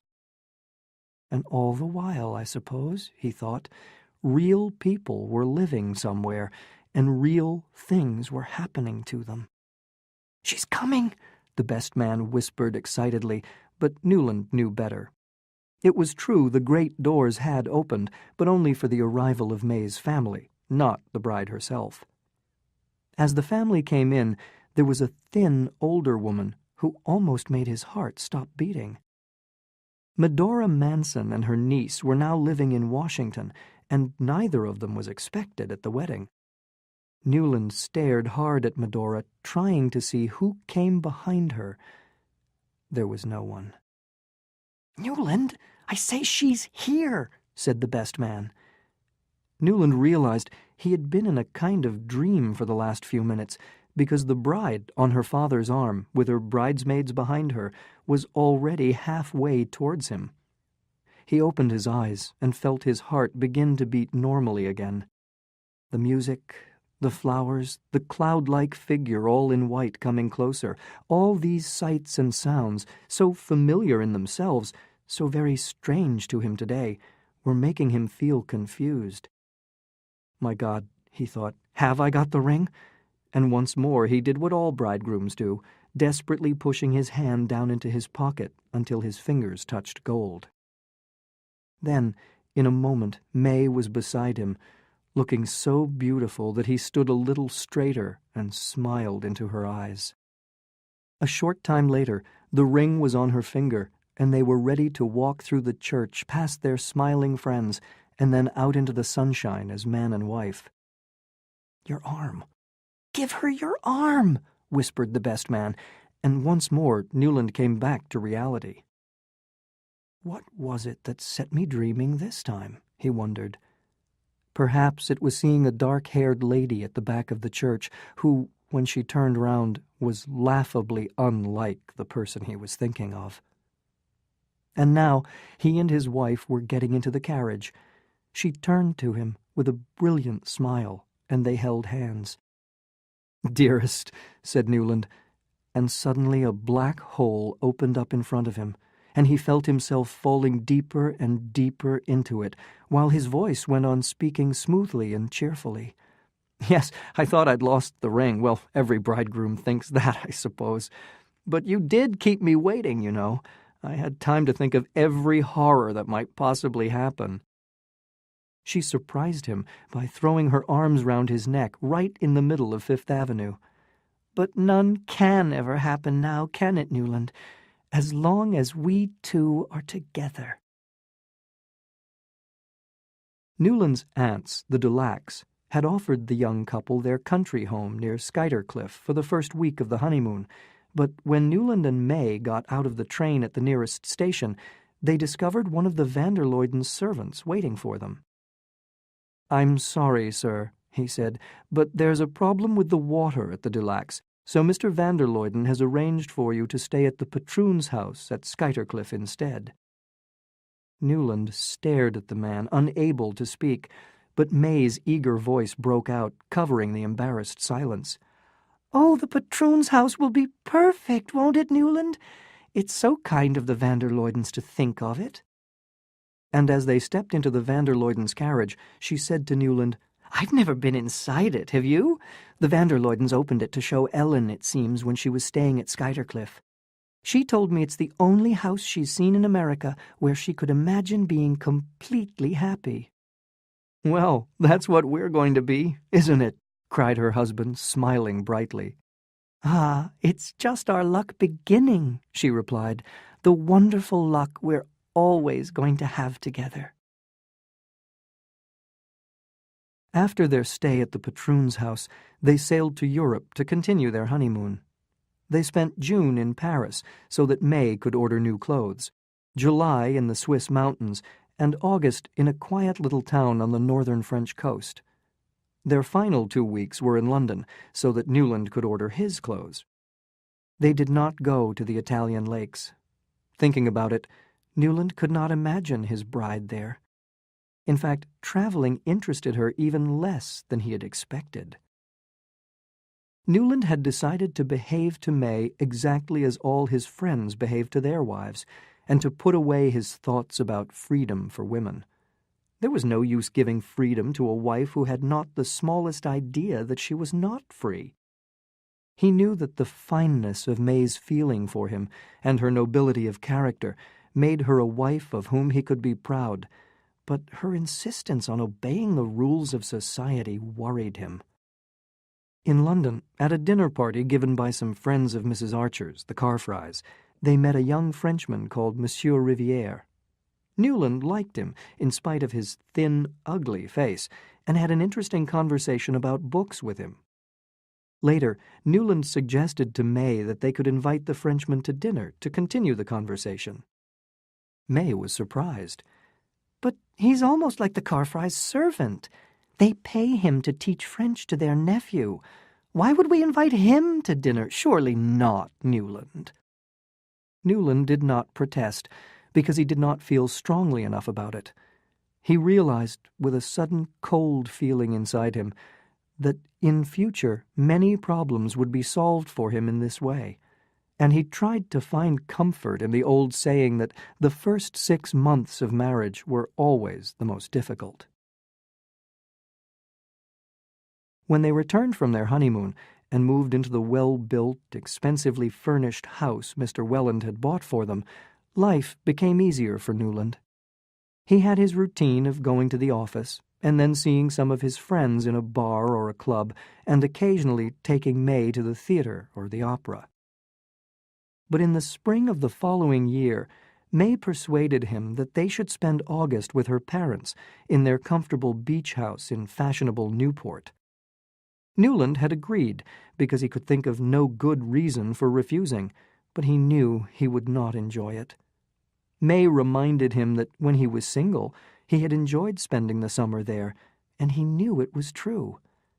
He was surprised to find how much his opinions had changed since then. But he could not say that he had been mistaken in his choice of bride. May was one of the handsomest and most popular young married women in New York, and a thoughtful, sweet-tempered companion. He had trained himself to think of his feelings for her cousin as a momentary madness, as the last of a young man's attempts to find love. It now seemed unthinkable that he could have dreamed of marrying Ellen Olenska, and she remained in his memory as the saddest of a long line of ghosts. One day, while they were in Newport, he and May visited old Mrs. Manson Mingott, who had her own house there. Newland discovered from the two women's conversation that Ellen and her aunt were spending the summer with some people called the Blenkers at Portsmouth, a much less fashionable town further north. Then old Mrs. Mingott added, "But dear Ellen's come to spend the day with me today," and Newland's heart almost stopped beating, as it had done at his wedding. "She's just outside, I think," Mrs. Mingott said, and she called out through the window across the garden, "Ellen! Ellen!" There was no answer, so Mrs. Mingott rang for a servant. "Where's the Countess Olenska?" she demanded. "Walking down to the beach, madam," replied the servant. The old lady turned to Newland. "Be a good boy. Run and fetch her for me," she said. He stood up in a kind of dream. He was seeing the little firelit sitting room again, and hearing the sound of Ellen's horses returning down the deserted street. He walked down to the beach and stopped before he reached the sand. There, in front of him, on a long grassy piece of land, was a wooden summer house, with windows and doors open to the warm summer air. Inside the summer house stood a lady, looking out to sea. "Have I just woken up?" wondered Newland. That figure from the past was a dream, and the reality was what was waiting for him away from the beach, his young wife, dinner with the Wellens, summer with the Wellens. "What am I? Just a son-in-law and a husband," he thought. The figure in the summer house had not moved. For a long moment the young man stood there, watching the sailing boats out at sea. The lady seemed to be held by the same sight. "She doesn't know. She hasn't guessed," he thought. "Would I know if she came up behind me, I wonder?" And suddenly he told himself, if she doesn't turn before the red sail crosses in front of that rock, I'll go back up to the house. The boat with the red sail was moving out to sea with the tide. It moved slowly towards the rock, and then past it. Newland waited until the sail was a long way past the rock, but still the figure in the summer house did not move. He turned and walked up the hill to the house. As they drove home in the gathering darkness, May said, "I'm sorry you didn't find Ellen. I'd have liked to see her again, but perhaps she no longer cares for her friends. I mean, why give up New York and go to Washington? I wonder if she would be happier with her husband after all." Newland burst into an angry laugh. "That's cruel of you. You know she would suffer terribly if she went back to him." "It's a pity she ever married a foreigner then," said May calmly, sounding very like her mother. Newland did not reply. That evening, at May's parents' home, he felt it was the Welland house and the life he was expected to live in it that had become unreal, while the short scene at the beach was as close to him as the blood in his body. All that night he lay awake at May's side, watching the moonlight on the carpet and thinking of Ellen Olenska.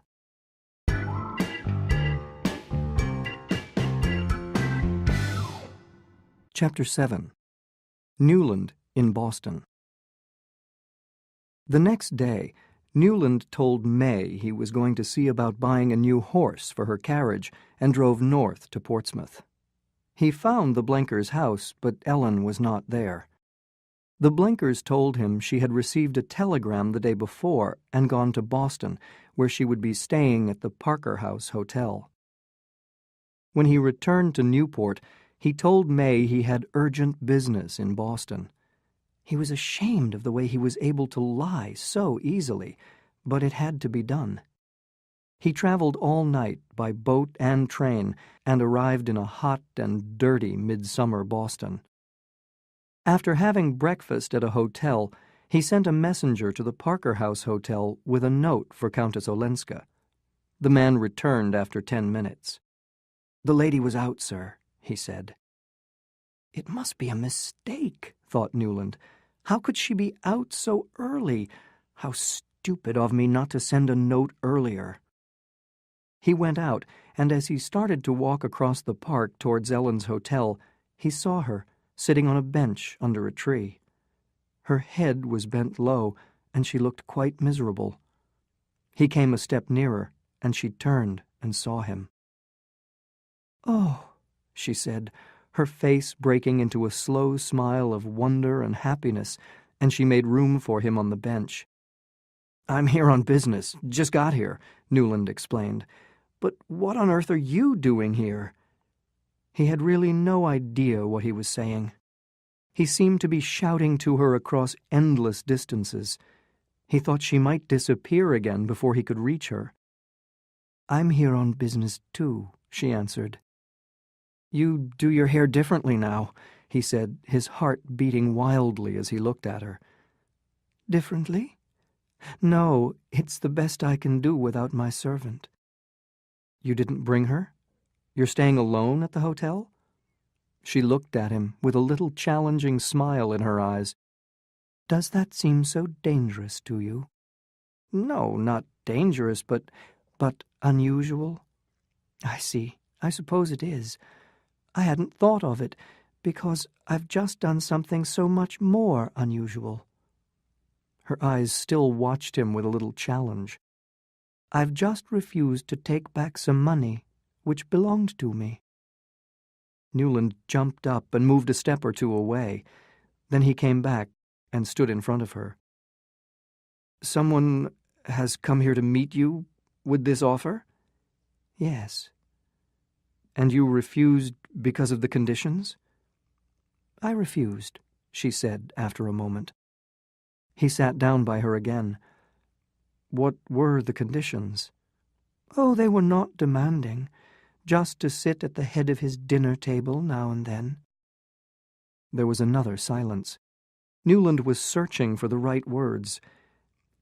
He wants you back at any price. A considerable price. At least, it's considerable for me. You came to Boston in order to meet him? She stared and then laughed. Meet him? My husband? Here? He spends his summers in more fashionable places. He sent someone to you? With a letter? Not a letter, just a message. He hardly ever writes to me. Newland blushed, thinking of the accusation in the only letter he knew the Count had written to her. Why is that? Why should he write? What are secretaries for?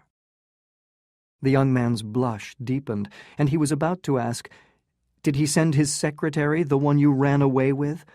But he stopped in order to spare Ellen the embarrassment of replying. The messenger has insisted on waiting until this evening, added Madame Olenska, smiling, in case I change my mind. And you came out here to think things over? I came out for a breath of air. The hotel's too hot. I'm taking the afternoon train back to Portsmouth. They sat, silent, not looking at each other. Finally, she turned her eyes again to his face and said, You've not changed. He felt like saying, I had, until I saw you again. But instead, he stood up suddenly and looked round at the untidy park. This is horrible. Why don't we go out in a boat? It will be cooler on the water. We could take the boat to Point Arley and back. She looked up at him, hesitatingly, and he went on. There won't be many people on the boat. My train for New York doesn't leave until the evening. Why shouldn't we? Suddenly, he broke out, Haven't we done all we can? Oh, she whispered, you mustn't say things like that to me. I'll say anything you like, or nothing. What harm can it do to anybody? All I want is to listen to you. She took a little gold watch from her pocket. Oh, don't think about time, he cried. Give me the day. Come now, at once. It's 100 years since we last met. It may be another 100 before we meet again. Her anxious eyes were on his face. Why didn't you come down to the beach to fetch me the day I was at grandmother's? Because you didn't look round. I wanted you to look round. He laughed at the childishness of his behavior. But I deliberately didn't look round. I knew it was you. I recognized your carriage when you drove up to the house, so I went down to the beach. To get away from me as far as you could? She repeated softly, To get away from you as far as I could. He laughed again. Well, you see, it's no use. I may as well tell you that I came here to find you, and I have found you. But look here, we must start or we'll miss our boat.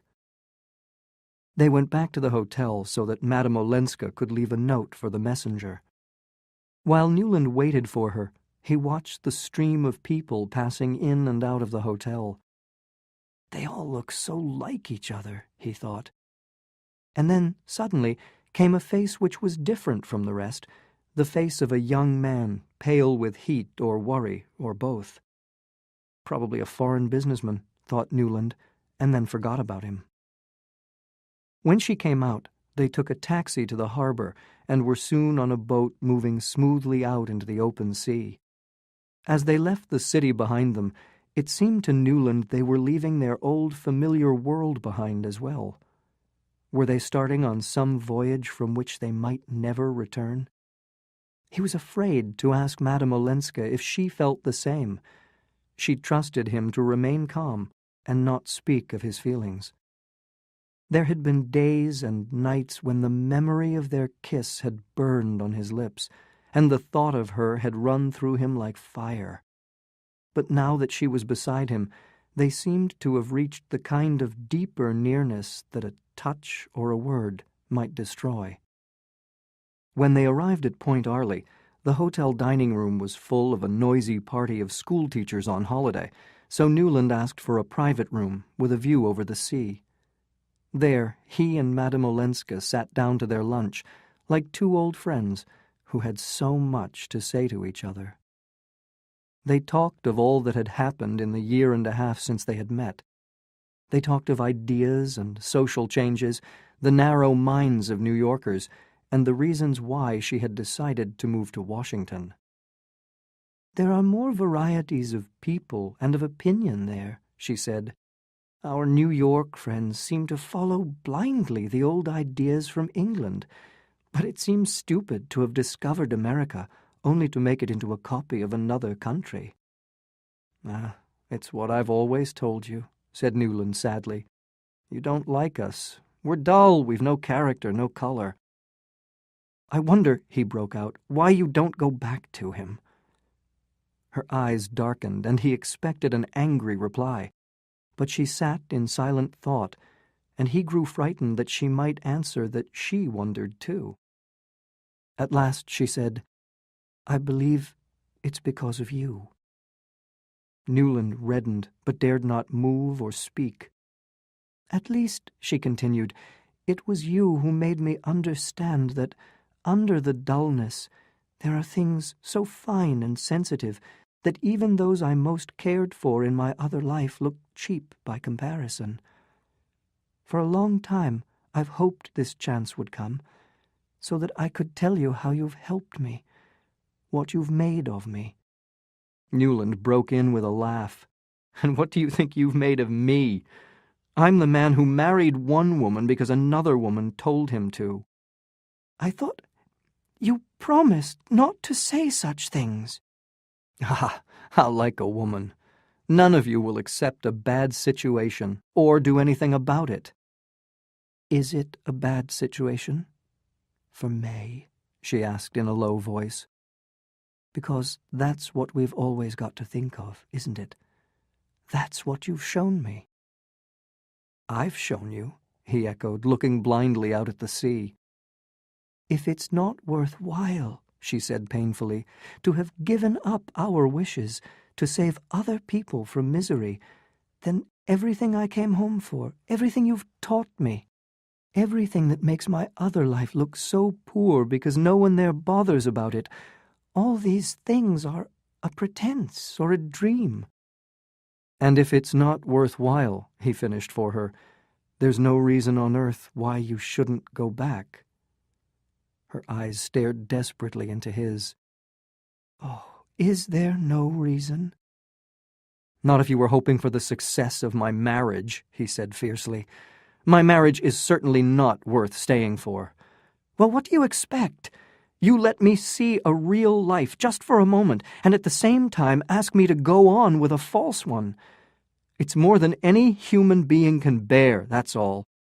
"Oh, don't say that, when I'm bearing it," she burst out, her eyes filling with tears. Newland sat dumbly, staring at her. "You too? Oh, all this time, you too?" She did not answer, but let the tears run down her face. He was thinking with a strange sort of happiness, "Now I shall never again feel completely alone." But after a moment he was in despair again. There they were, close together, yet so tied to their separate lives that they might as well be half a world apart. "What's the use when you will go back?" he cried out. She sat without moving. "Oh, I won't go yet." "Not yet? Sometime, then, sometime in the future? At that, she gave him her clearest look. I promise you, not as long as you can bear it. Not as long as we can look straight at each other like this. He turned to look out at the sea again. What her answer really said was, If you lift a finger, you'll drive me back to all the horrors you know of and all the temptations you half guess. The thought kept him to his side of the table, safely away from her. "What a life for you!" he cried. "Oh, it's bearable, as long as it's a part of yours." "And as long as mine's a part of yours?" "Yes." "And that's to be all? For either of us?" "Well, it is all, isn't it?" At that he jumped up, forgetting everything but the sweetness of her face. She stood up too, and their hands met. They stood in that way for a long time, looking deep into each other's eyes, reading each other's hearts. Don't be unhappy," she said with a break in her voice as she drew her hands away. And he answered, "You won't go back. You won't go back." "I won't go back," she said. In silence, they took the boat back to Boston Harbor, and Newland left Madame Olenska at the Parker House Hotel. The next morning, he arrived back in New York to start work again, as he had told May he would do. Although he had not even managed to kiss Madame Olenska's hand or persuade her to meet him again, he felt surprisingly calm. He realized he must not tempt her to come closer to him, or she would simply return to her husband. He was determined to wait and trust her to decide when they could meet again.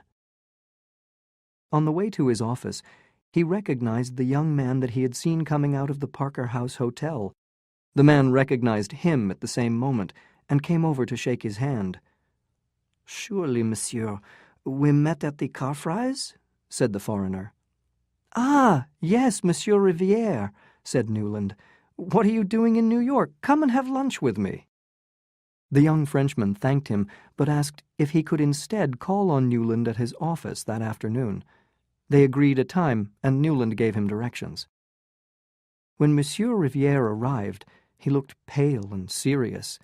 He explained that he had been sent to Boston with a message from his employer for the Countess Olenska. The blood rushed to Newland's face. "In other words, you are Count Olenski's messenger?"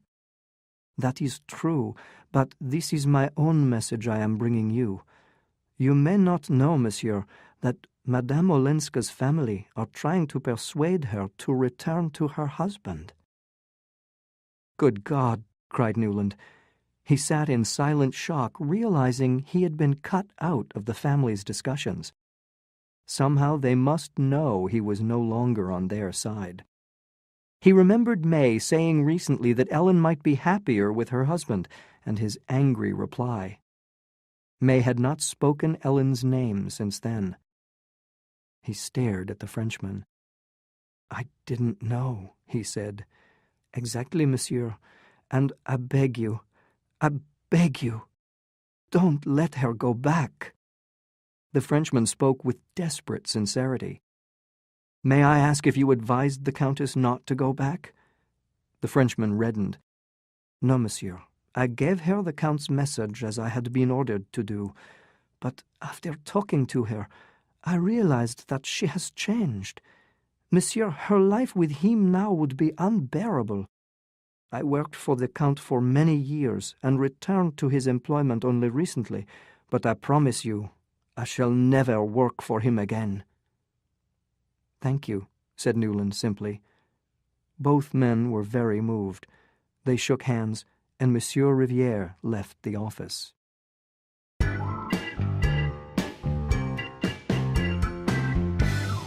Chapter 8.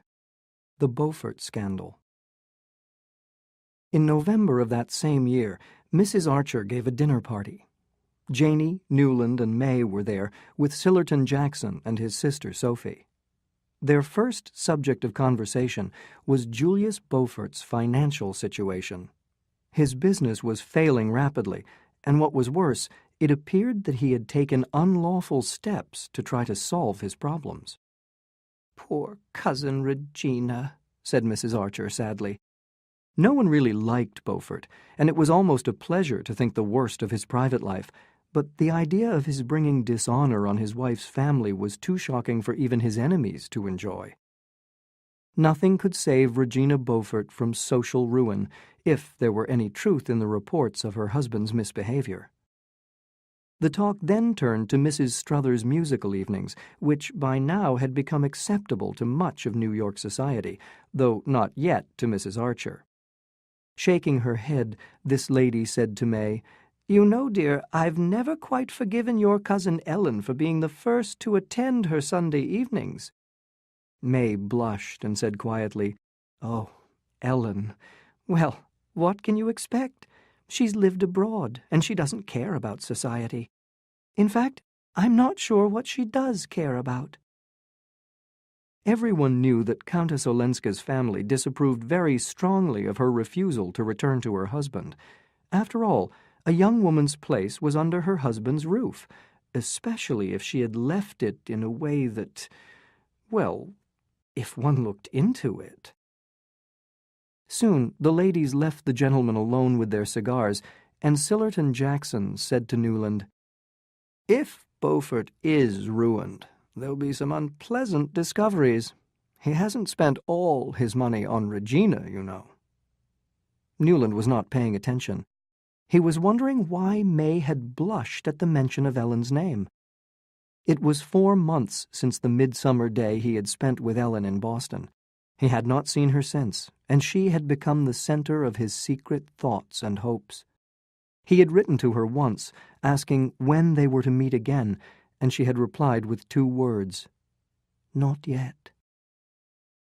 He became aware that Mr. Jackson was speaking again.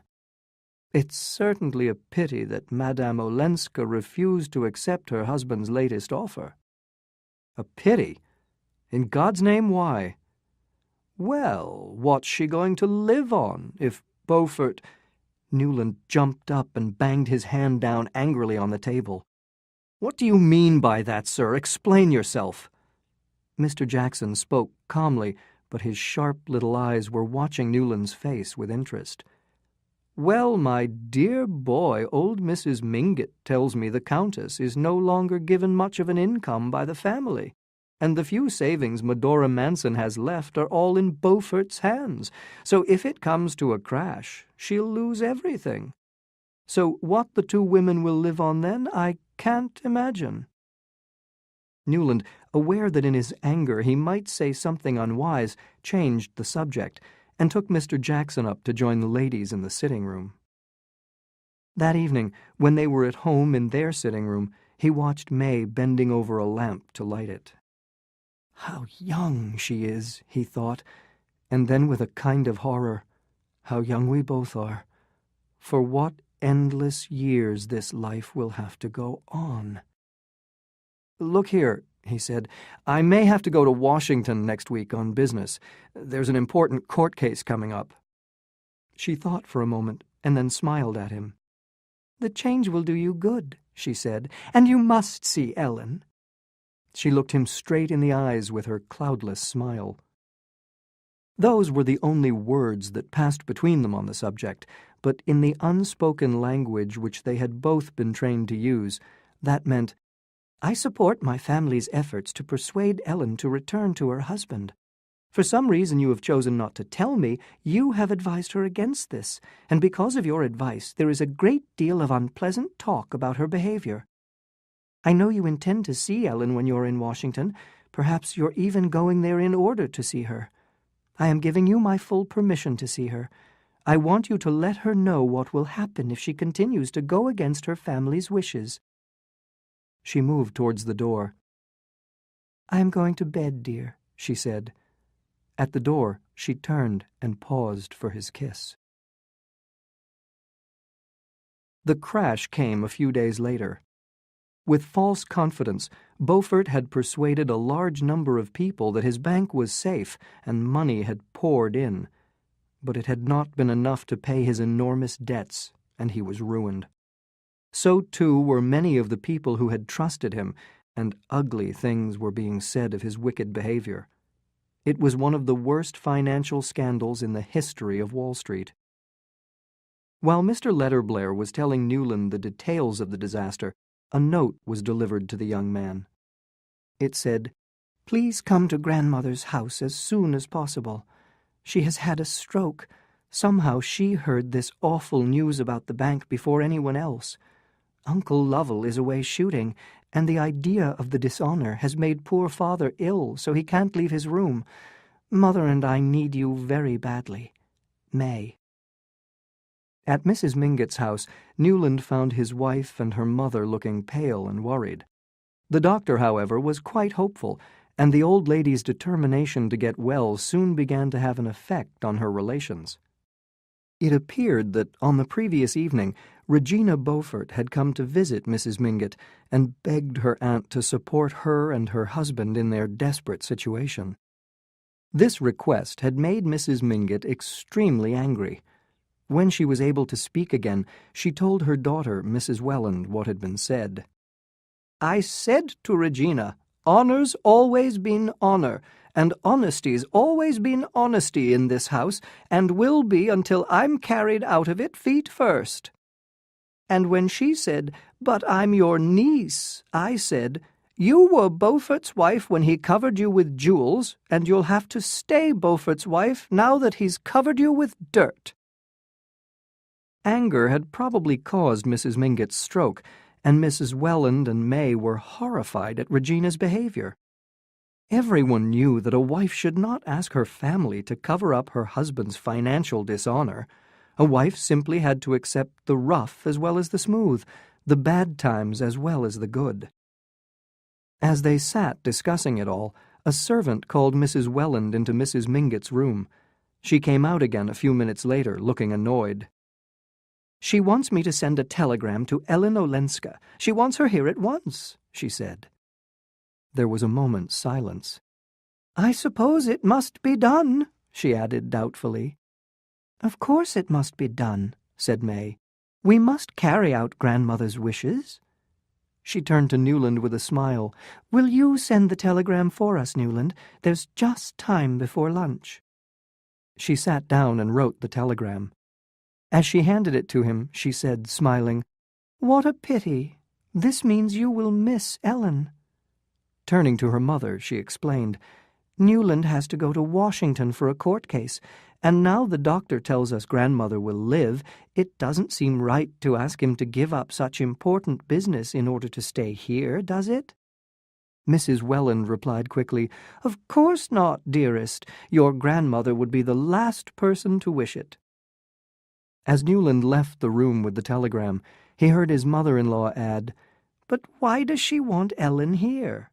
And May's clear voice reply, "Perhaps to explain to her again that her duty is with her husband." That afternoon, the announcement of the Beaufort failure was in all the newspapers. The whole of New York was darkened by the story of Beaufort's dishonor. He had not only lied to people about the safety of their savings, but his bank had continued to take in money for 24 hours after its failure was certain. And no one pitied his wife, because she did not seem to understand the seriousness of his crimes, but talked of the disaster as a misfortune, and was sure that her true friends would not desert her. Her true friends were sure they would. Old Mrs. Mingott continued to get better, and gave orders that no one should ever mention the name of Beaufort to her again. The next day, the Wellands received a telegram announcing Madame Olenska's arrival from Washington the following evening. This started a long discussion at the Wellands, where Newland and May were having lunch, about who could meet Ellen at Jersey City Railway Station. Mr. and Mrs. Welland were visiting Mrs. Mingott that afternoon. The Lovell Mingotts were busy, and May could not be asked to travel so far alone. Newland, becoming aware of their discussion, said, "Shall I fetch her? I can easily get away from the office, and I can take May's carriage." His heart was beating excitedly as he spoke. "Oh, thank you so much, Newland," said Mrs. Welland gratefully, and May smiled at him, pleased. May's carriage was waiting outside for her to drive Newland back to the office after lunch. As they got in and sat down, she said, "I didn't want to worry Mother, but how can you meet Ellen tomorrow when you're going to Washington?" "Oh, I'm not going," said Newland. "Not going? Why, what's happened?" Her voice was clear as a bell and full of wifely concern. "The case has been put off for a few weeks." "Put off? How odd. I heard from Mother that Mr. Letterblair is going to Washington tomorrow to defend a case." "Well, that's it. The whole office can't go." "Then it hasn't been put off," she continued, with an insistence so unusual that he blushed for her. "No, but my going has been," he answered. It did not hurt him half as much to tell May a lie as to see her trying to pretend she had not discovered it. "I'm not going until later on, luckily for the convenience of your family," he said. As he spoke, he felt she was looking at him, and he turned his eyes to hers in order not to appear to be avoiding them. Their eyes met for a second, and perhaps they saw more deeply into each other's meaning than either of them really wanted. "Yes, it is awfully convenient," May brightly agreed, "that you can meet Ellen after all. You saw how pleased Mother was." "Oh, I'm delighted to do it." The carriage stopped at his office, and as he jumped out, she laid her hand on his. "Goodbye, dearest," she said, her eyes so blue that he wondered afterwards if they had shone on him through tears. He turned and hurried into his office, repeating to himself in a sort of song, "It's all of 2 hours from Jersey City Station to Mrs. Mingott's. It's all of 2 hours, and it may be more."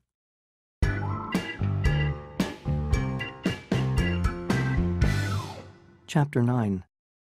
Ellen returns to New York. The following evening, Newland was waiting at Jersey City Station for the Washington train. In his senseless schoolboy happiness, he pictured Madame Olenska getting out of the train, then her arm in his as he guided her to the carriage, and then a journey that would go on forever. He had so much to say to her.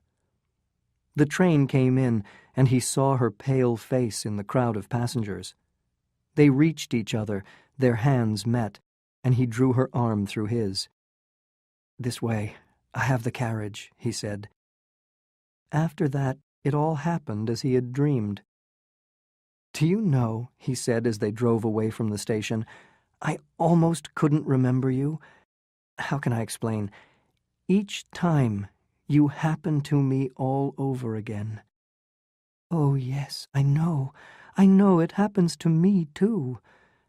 "Ellen, Ellen, Ellen." She made no answer, and he sat in silence, watching her as she looked out of the window. How little they knew of each other after all. The precious moments were slipping away, but he had forgotten everything he meant to say. "What a pretty carriage," she said, suddenly turning her face from the window. "Is it May's? She sent you to fetch me, then? How kind of her." Her mentioning May's name made him angry, so he burst out, "Your husband's secretary came to see me, you know." "I'm not surprised. He'd met you in England, hadn't he?" "Ellen, I must ask you one thing. Was it Riviere who helped you to get away when you left your husband?"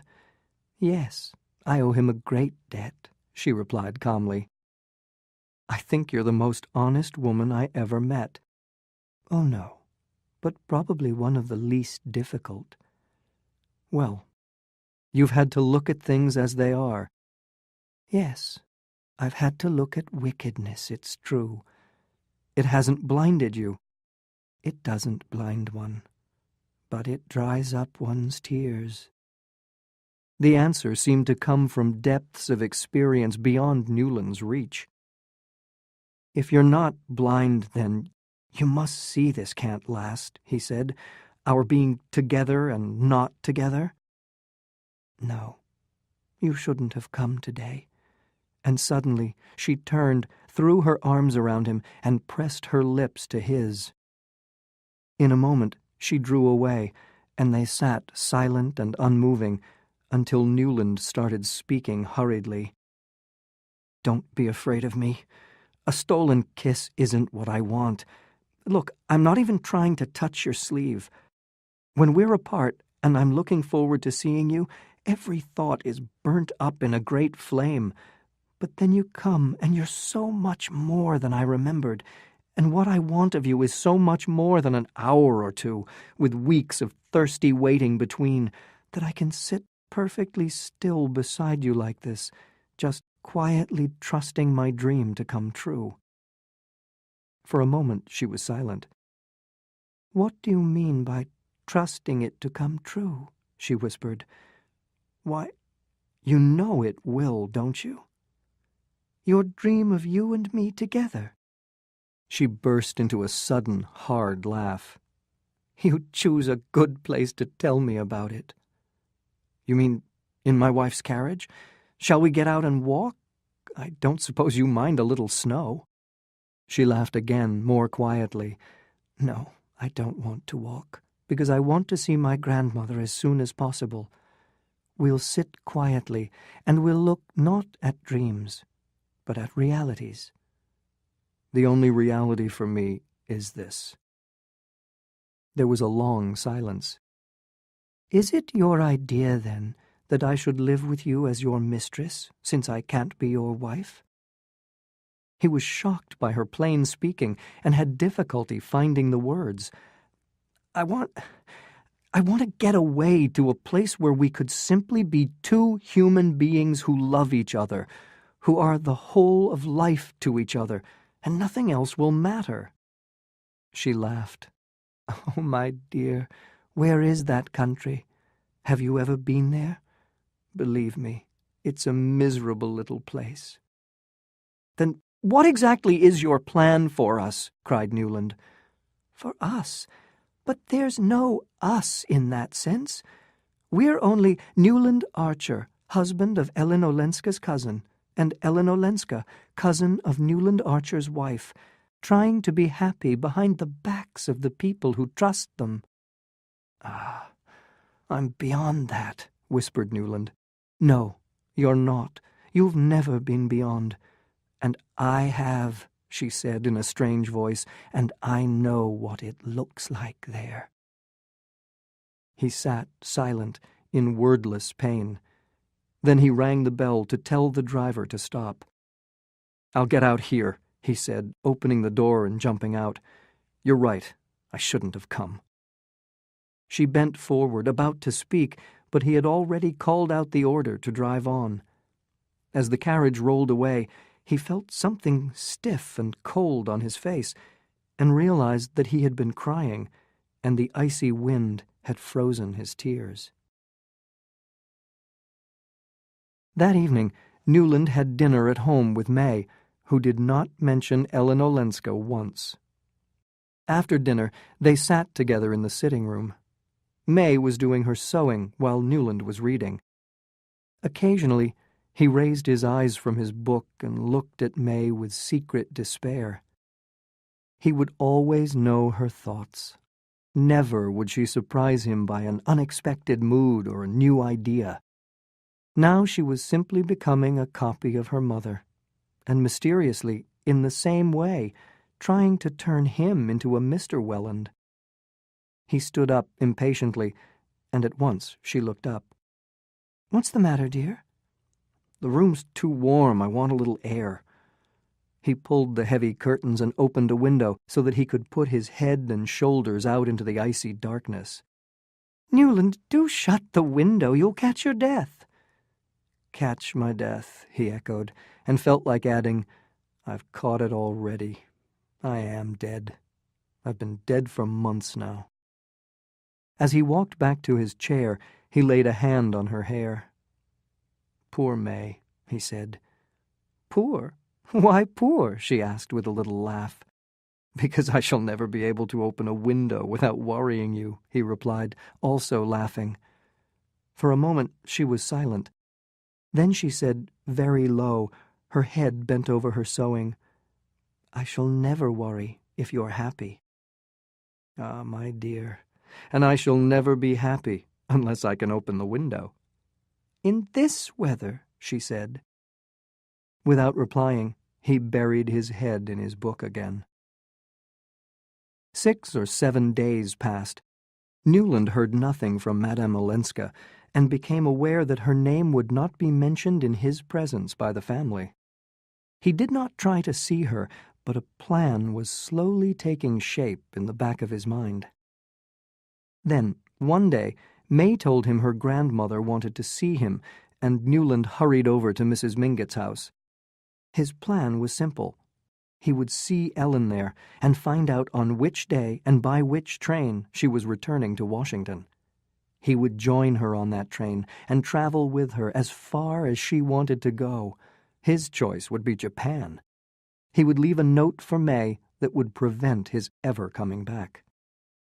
But old Mrs. Mingott told him with great delight that she had managed to persuade Ellen to stay in New York and look after her. Newland felt confused. He would be able to see Ellen now and then, but their future would be limited to secret meetings and letters. He would find himself telling more lies to May and going against habit and honor and all the ancient rules he and his people had always believed in. As he was walking down Fifth Avenue, he saw Mrs. Mingott's carriage outside the Beauforts' house and knew Ellen must be visiting Regina Beaufort.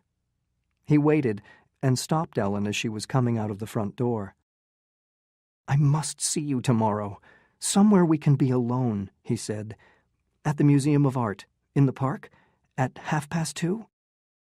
She turned away without replying and got quickly into the carriage. "She'll be there," he told himself confidently. In the Museum of Art, they walked slowly through the rooms.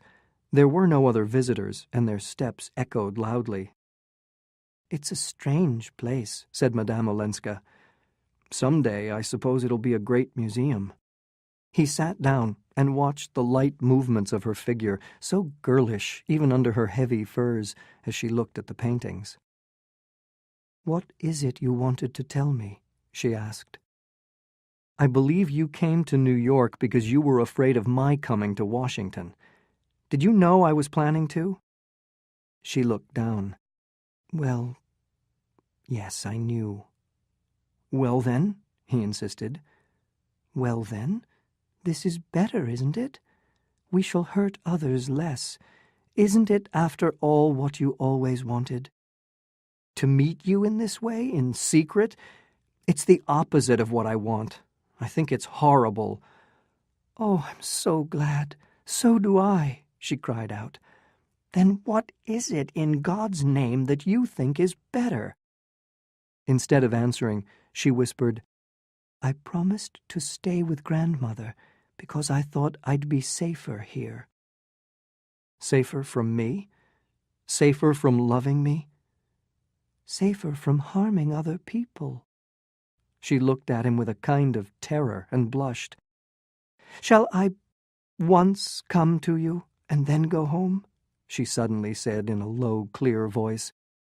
"Dearest," said Newland, the blood rushing to his forehead.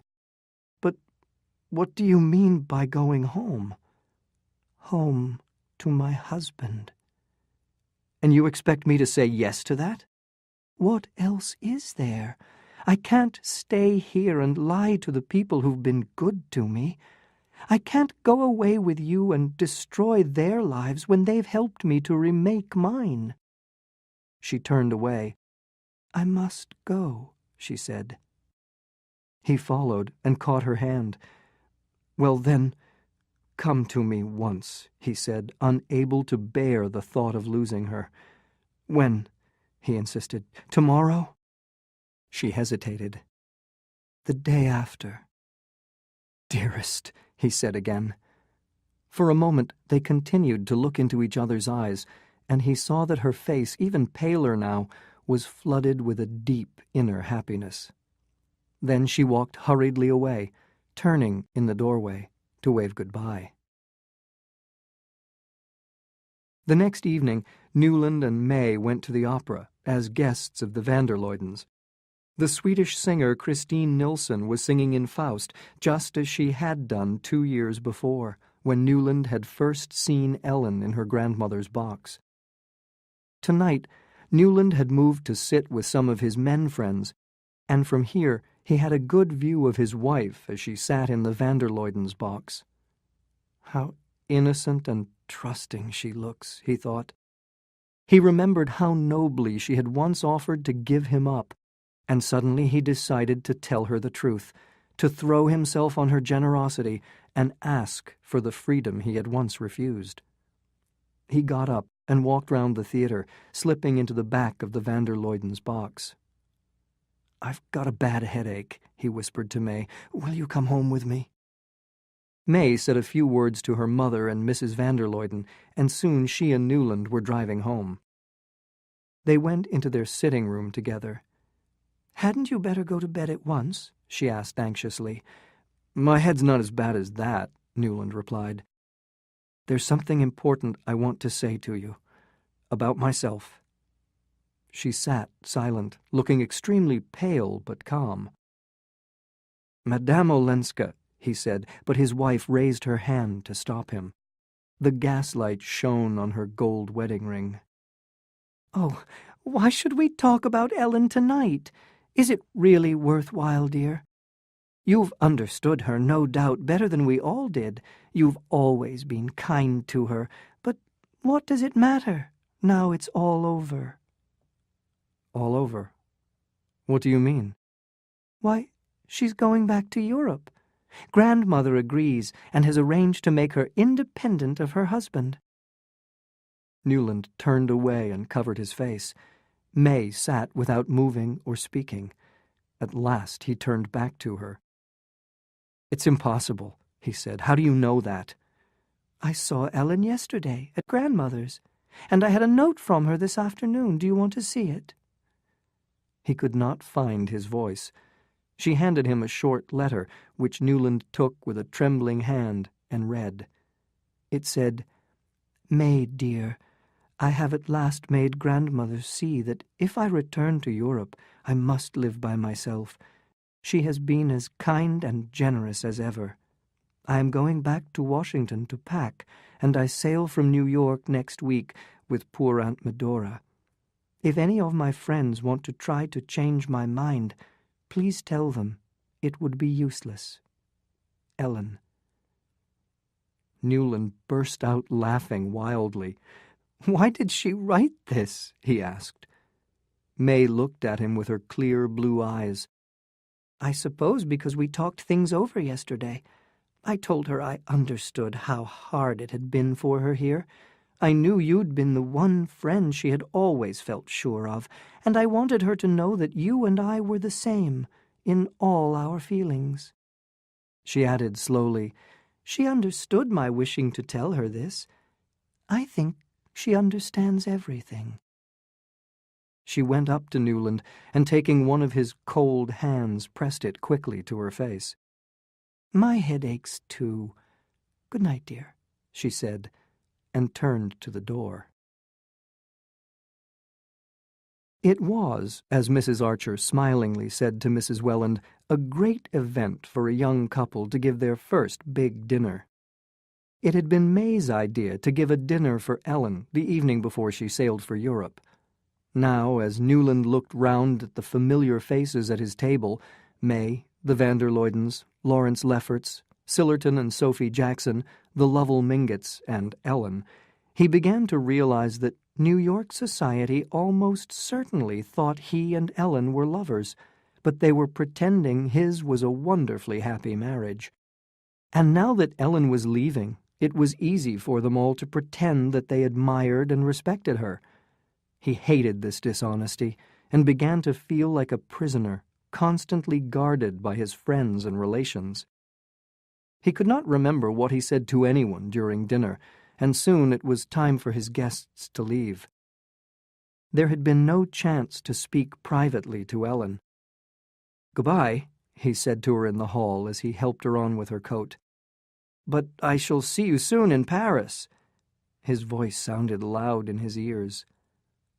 "Oh," she whispered, "if you and May could come."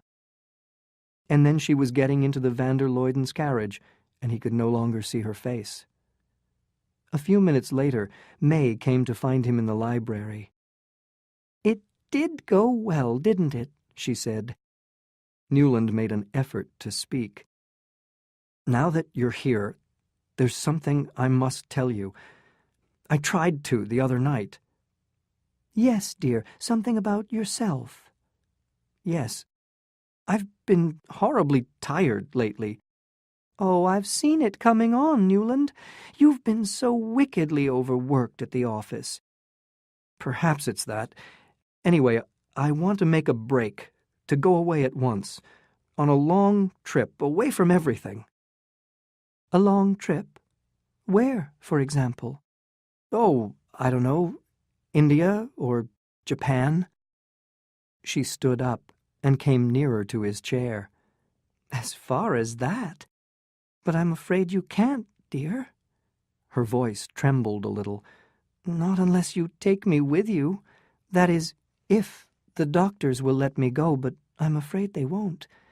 You see, Newland, I've been sure since this morning of something I've been hoping for so much." He stared up at her, his face deathly white, and she knelt down to hide her face against his knee. "Oh, my dear," he said with his cold hand on her hair. There was a devilish kind of laughter inside his head. "You didn't guess?" asked May. "Yes, No, that is, of course I hoped." They looked at each other for a moment and again fell silent. "Have you told anyone else?" he added. "Only my mother and yours." She paused, blushing. "And Ellen. You know, I told you I'd had a long talk with her one afternoon." "Ah," said Newland, his heart stopping. He felt that his wife was watching him closely. "Did you mind my telling her first, Newland?" "Mind? Why should I?" He made a last effort to think clearly. "But that was a fortnight ago, wasn't it? I thought you said you weren't sure till today." Her color burned deeper, but she kept her eyes on his. "No, I wasn't sure then, but I told her I was. And you see, I was right," she cried, her blue eyes wet with victory.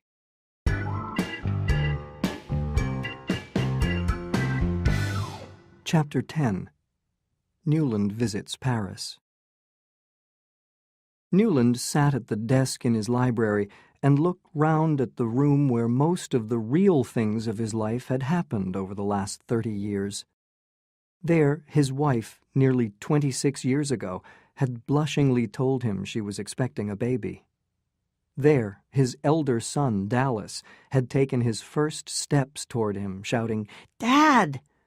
There, his daughter Mary, who was so like her mother, had announced her engagement to the dullest of Reggie Chivers' sons. And there, his great friend Theodore Roosevelt had told him, "Forget about the professional politicians, Archer. It's men like you the country wants." Men like you. How those words had impressed Newland. How eagerly he had answered the call. At last he had found something worthwhile to do, and he worked long hours in local government. After a while, however, he felt he had done what he could, and returned thankfully to a quieter life. He was admired and respected in New York. His days were full, and they were filled usefully. "I suppose that's all a man should ask," he thought.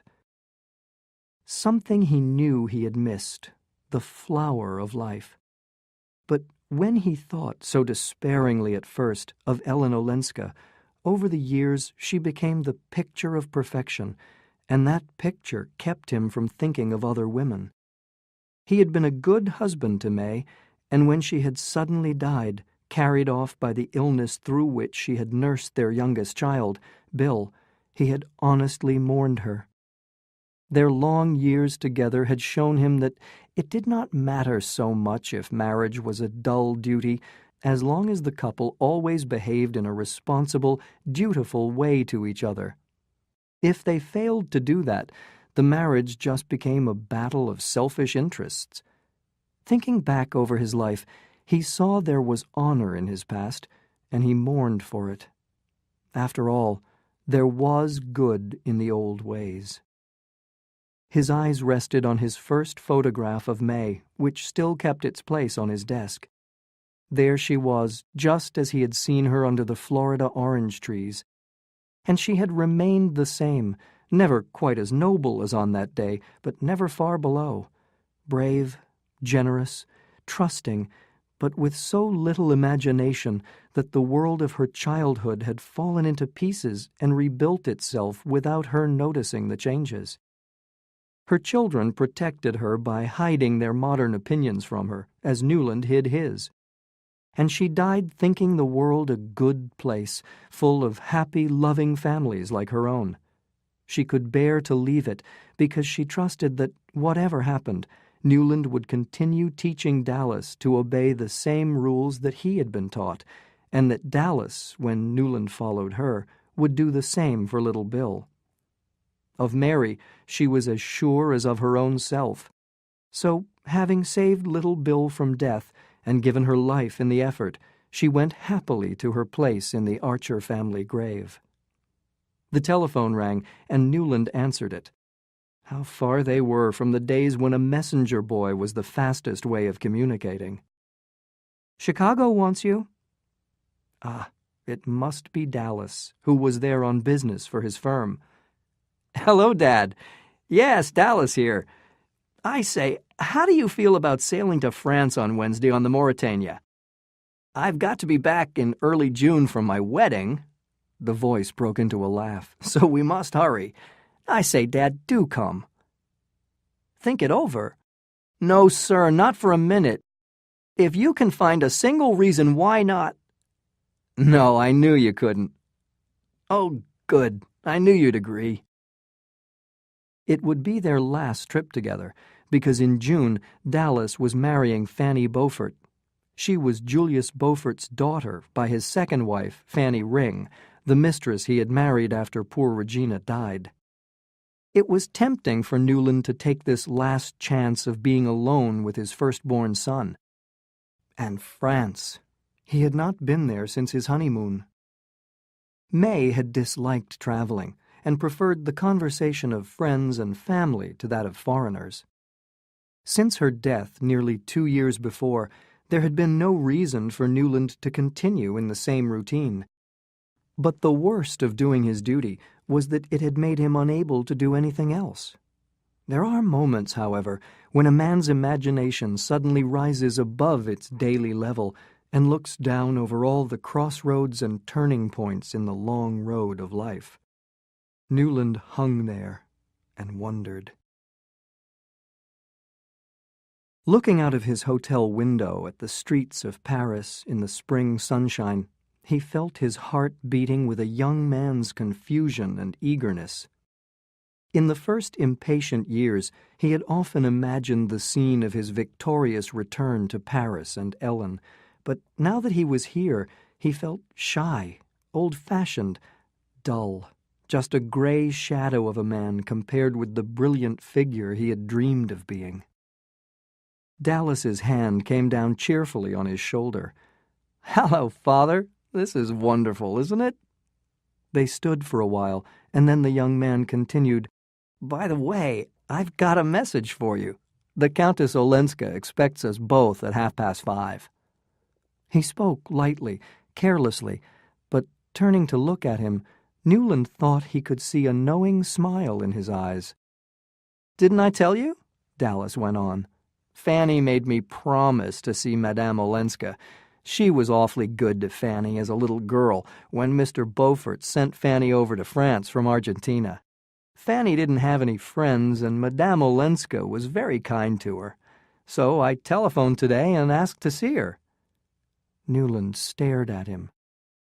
"You told her I was here?" "Of course, why not?" Dallas slipped his arm through his father's. "I say, Father, what was she like?" Confess, you and she were great friends, weren't you? Wasn't she awfully lovely? Lovely? I don't know about that. She was different. Ah, there you have it. She's different, and one doesn't know why. It's exactly what I feel about Fanny. His father looked shocked. But, my dear boy, you and Fanny, that's quite a different situation. Oh, Dad, don't be so old-fashioned. Wasn't she once your Fanny? I mean, the woman you'd have given up everything for, but you didn't? I didn't, echoed Newland, frowning. No, dear old boy, you didn't. But Mother said, she sent for me the day before she died, you remember? She said she knew we were safe with you and always would be, because once, when she'd asked you to, you'd given up the thing you most wanted. Newland received this strange communication in silence. At last he said in a low voice, "She never asked me." No, you never did ask each other anything, did you? You just sat and watched each other and guessed at what was going on underneath. But I think you older people knew more about each other's private thoughts than we ever have time to find out about our own. It seemed to take an iron hand from Newland's heart to know that his wife had, after all, guessed and pitied. For a long time he looked out of the window while the stream of life rolled by.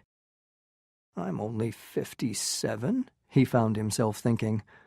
Summer dreams were past, but surely it was not too late for a quiet autumn of friendship with Ellen as his companion.